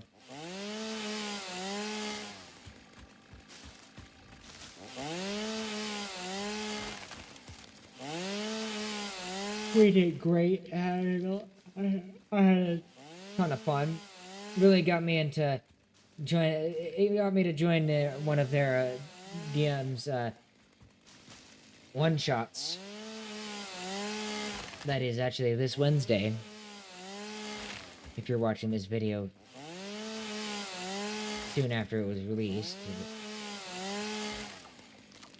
where I get to try out playing Murder Ball with a character who was actually designed for Murder Ball. As my artificer is not necessarily designed for Murder Ball, I can imagine an artificer designed for Murder Ball, especially with the new UA that is being produced. We're already at 2 hours, and I'm like only halfway through this. Well, no, I'm not halfway through. I'm almost done. We just gotta get through this last bit here. Well, let's do this. Well, we won. We ended up getting the cure. Had a little bit of a celebration. Headed off to the Hellofell Tower. We arrived there to find that it was under Shardborn occupation, particularly Braxis Rex's Shardborns.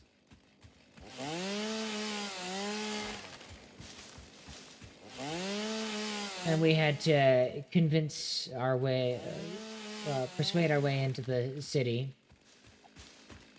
Or deceive our way into the city, depending on how you view it. There's an iron node over here.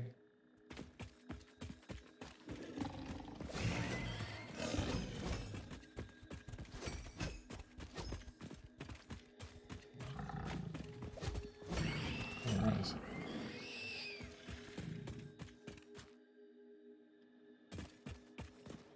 Here, let me mark this down. Oh, look at that.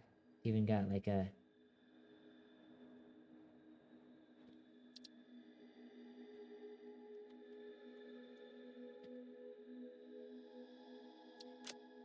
icon, stamp, this.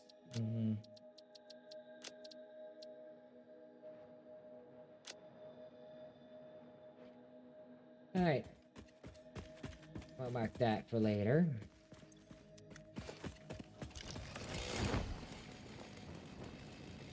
Now, where was I? Yeah, we managed to convince our way in.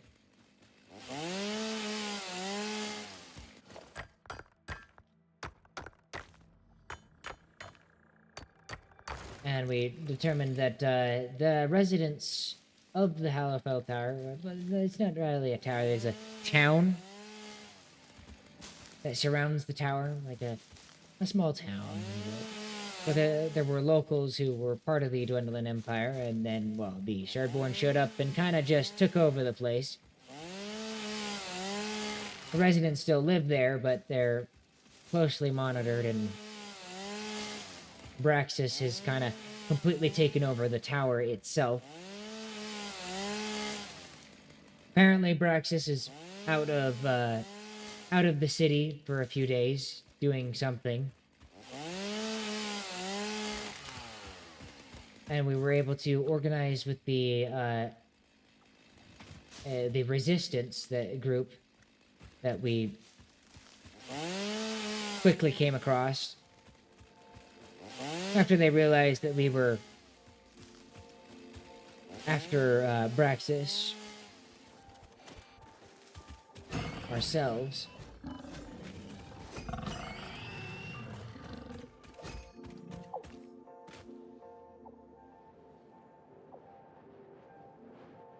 Let me label this.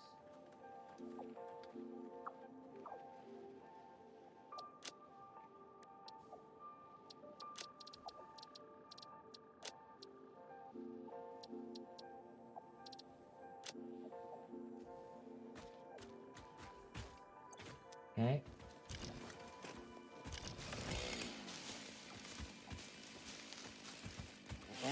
And so we determined that it would be possible for us to basically work together for a time.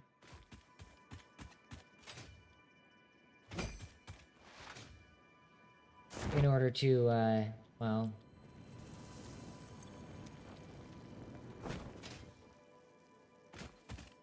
it's over there.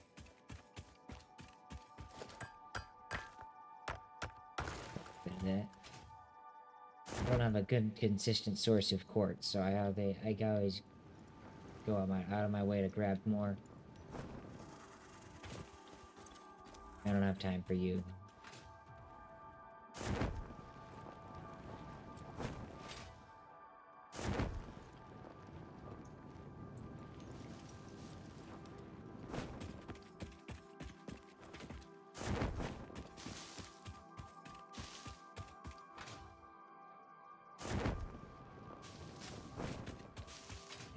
Constantly reminded how absolutely large this map is.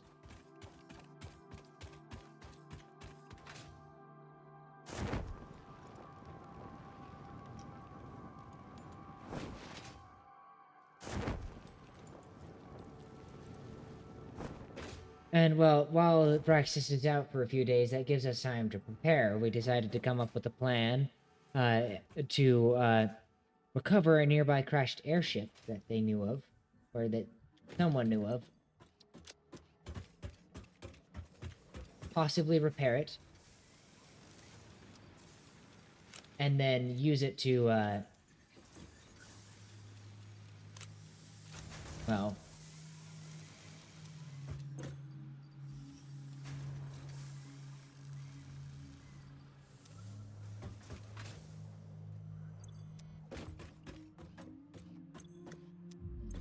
Ideally, we would use it in order to get to access the tower from up high, which was what we ascertained to be the only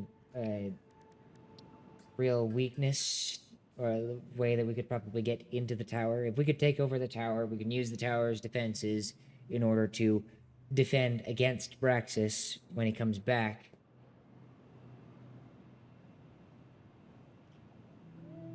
And fortunately, the locals are very much willing to help. So we went out to the crash ship. We've had to fight a few ogres over it, but after getting them to submit, technically we would have almost killed them, but they ended up surrendering.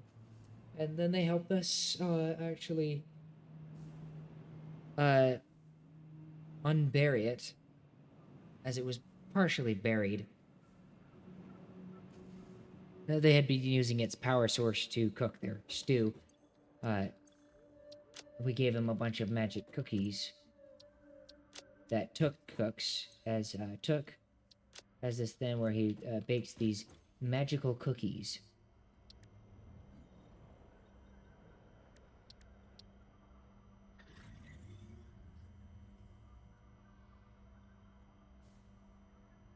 Yeah, I really need these. All of these.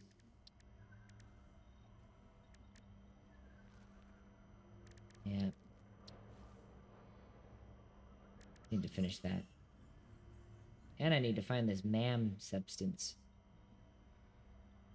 Sorry, SAM substance.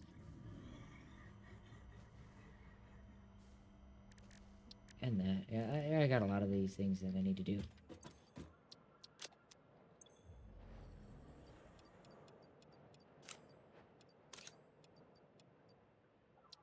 Store that stuff in there.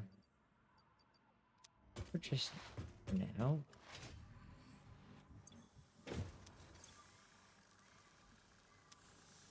Then we come over to the alien protein deposit area.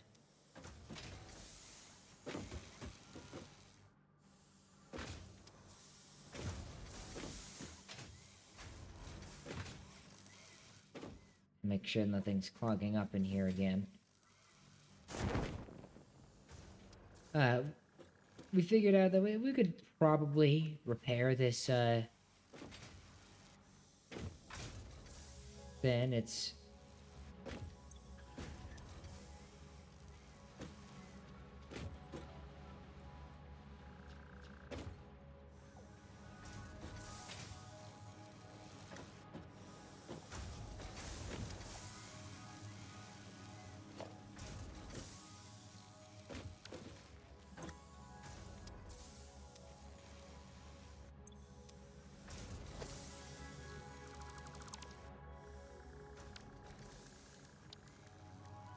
You know...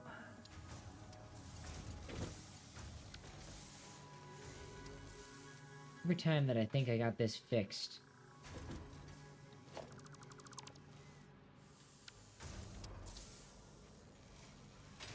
Turns out I don't.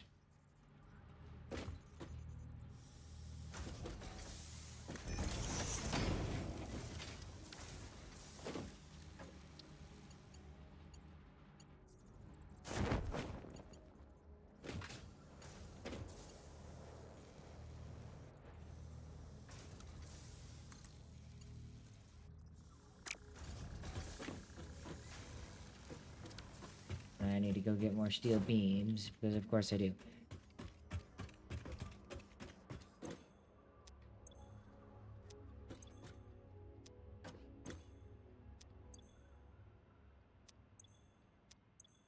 just deposited a bunch in here somewhere.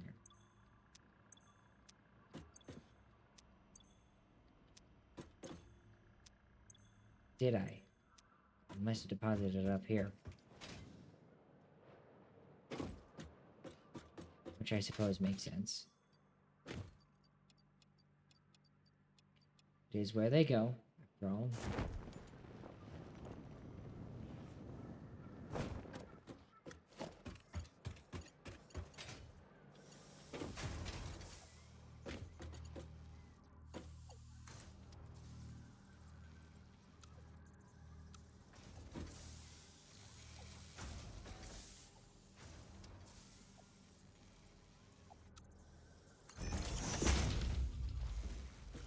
So, they need to go up.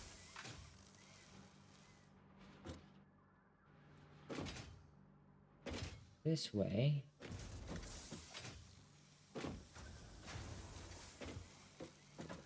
Alien proteins go into that one.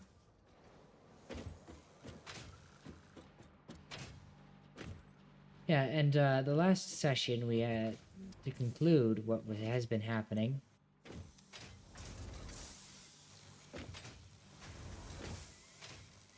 The last session.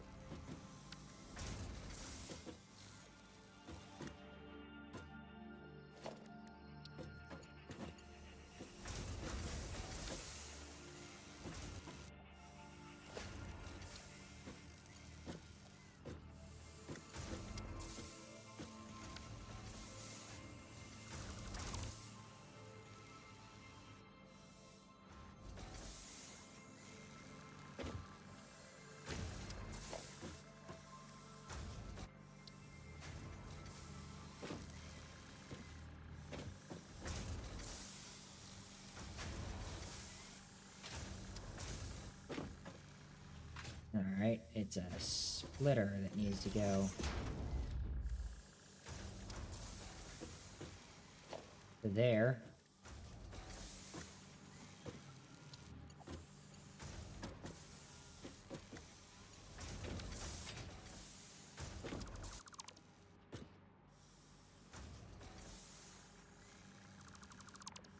Right, I need to put a splitter right into here.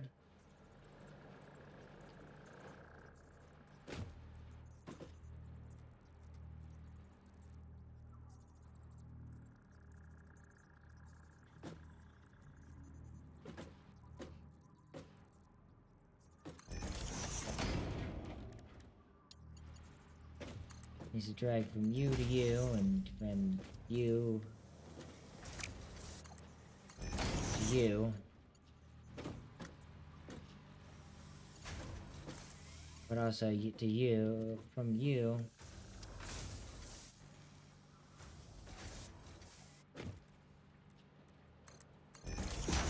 To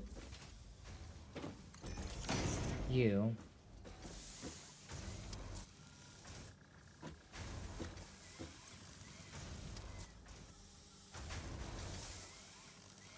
This one's obtaining half, and that one should be now obtaining half. Yeah, so at the end of the session, we were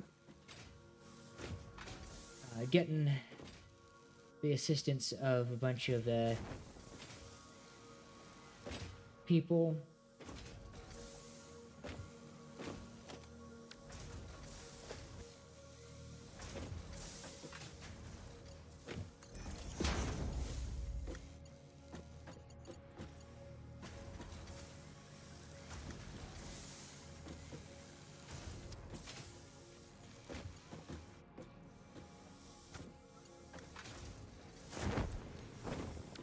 sure. And we played a version of poker with dice, where you like in game it was basically just poker, but out of game we rolled 5 dice, and then depending on what you rolled, that determined how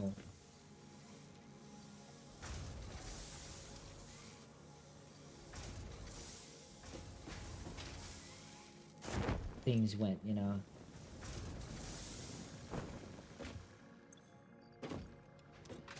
And then this is the way to put the biomass directly into the system.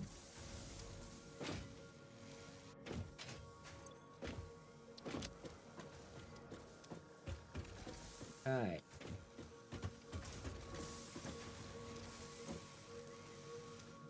And that basically concludes everything that's happened. I guess I could go into more detail about that poker game. We had a pretty good time. One, because carding is, well, his whole shtick is cards. He managed to convince the NPC we were playing with to use his deck of cards, which he has a tiny bit of magical influence over. Enough to be able to alter the fate of one of us if he was a bit dexterous enough. And I, as an artificer, cheated in another way by instead just using magic to change what face appeared to be on the face of each card, or of a couple of cards in each hand, in order to give myself a more favorable hand.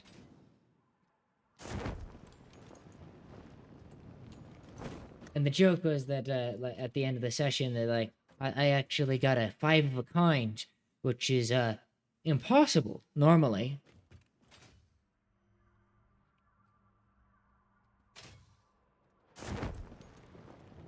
But somehow I got 5 of a kind.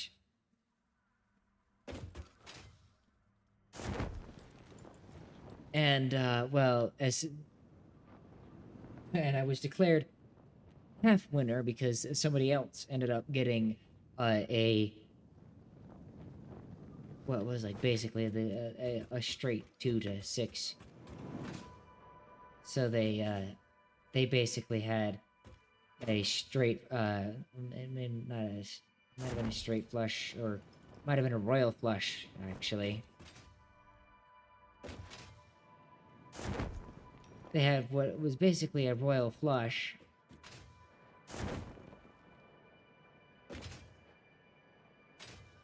And I had 5 of a kind.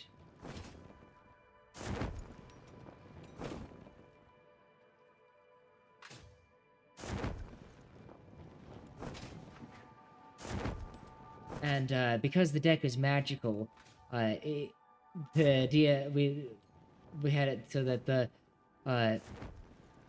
as I had cheated, the deck kind of retributed, and it attempted to banish me, and well, it succeeded using like, because it has like a random magic effect table that that they can roll on when they use this deck.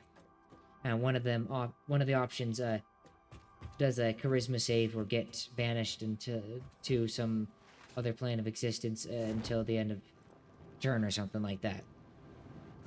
And so, as punishment for cheating, the deck banished me. And I think that like I got pulled into some kind of like card dimension, where I'm spinning uncontrollably surrounded by cards in the distance. There's like a house literally made out of cards. Though I very much based that off of there's this card in the deck of many things the more modern version of it, that takes you to an extra dimensional area that you have to try to escape. That is like a house of cards made out of, or a house literally made out of cards. Alright, I think we've been pretty productive today.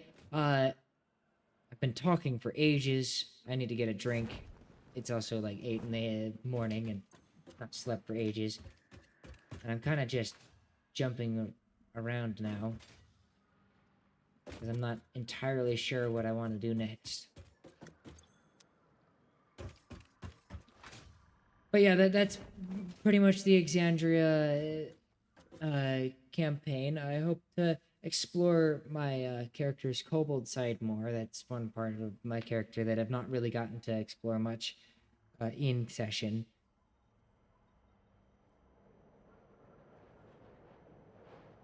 And there's still plenty of potential. And I mean, because I get to be one of the main people helping and reconstructing this airship, there's a bit of a potential there. Part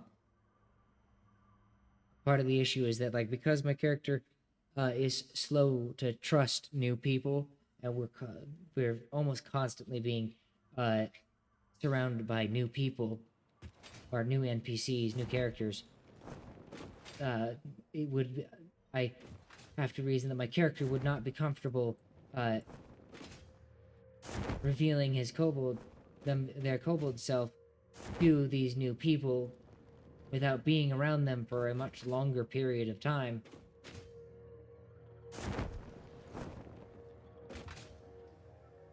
And even with the party members, they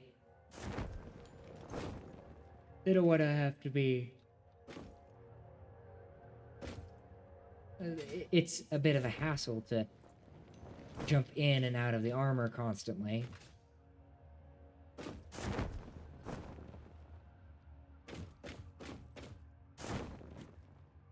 If I get this right, I can practically just run across these.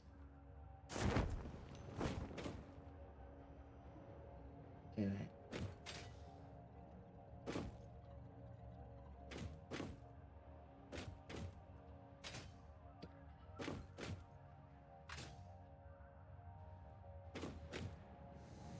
There.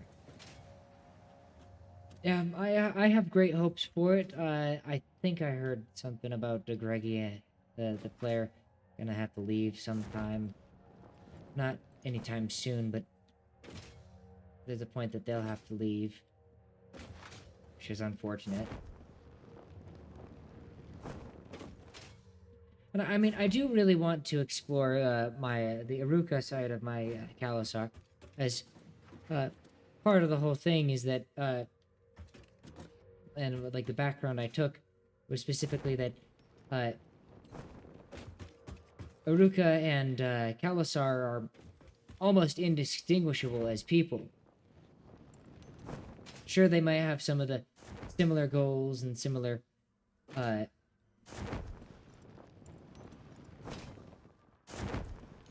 like have similar intellect, but how they act, how they talk, they're vastly different.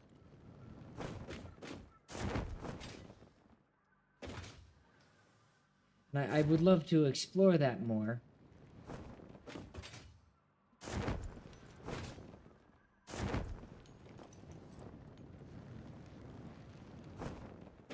But it's something that it's difficult to bring up.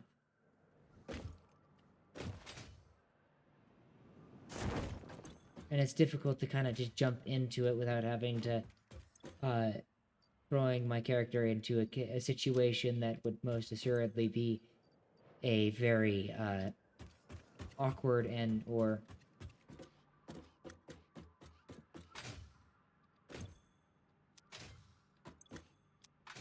terrifying situation for them.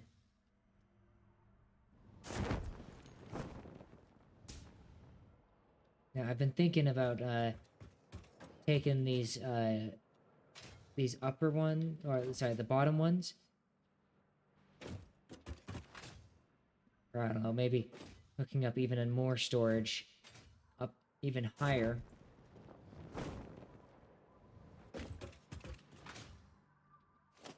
I could start pulling out of these over here. And it's like, more ideally, I would pull from these down here, but that'd be a hassle to pull them around. I could go down and under, I suppose. Yeah, but if I could pull from these bottom ones, it won't pull from this until they're overflowing. So then I have a buffer of sorts, though it would take ages for some of them to fully fill.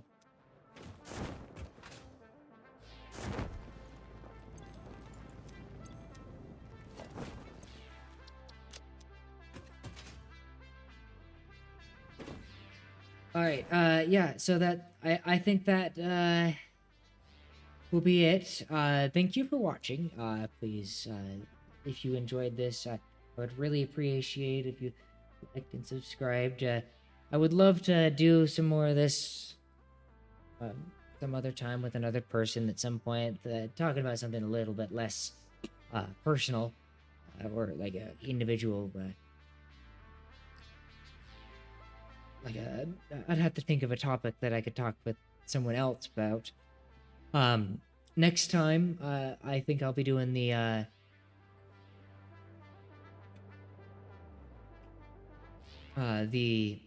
what's it called?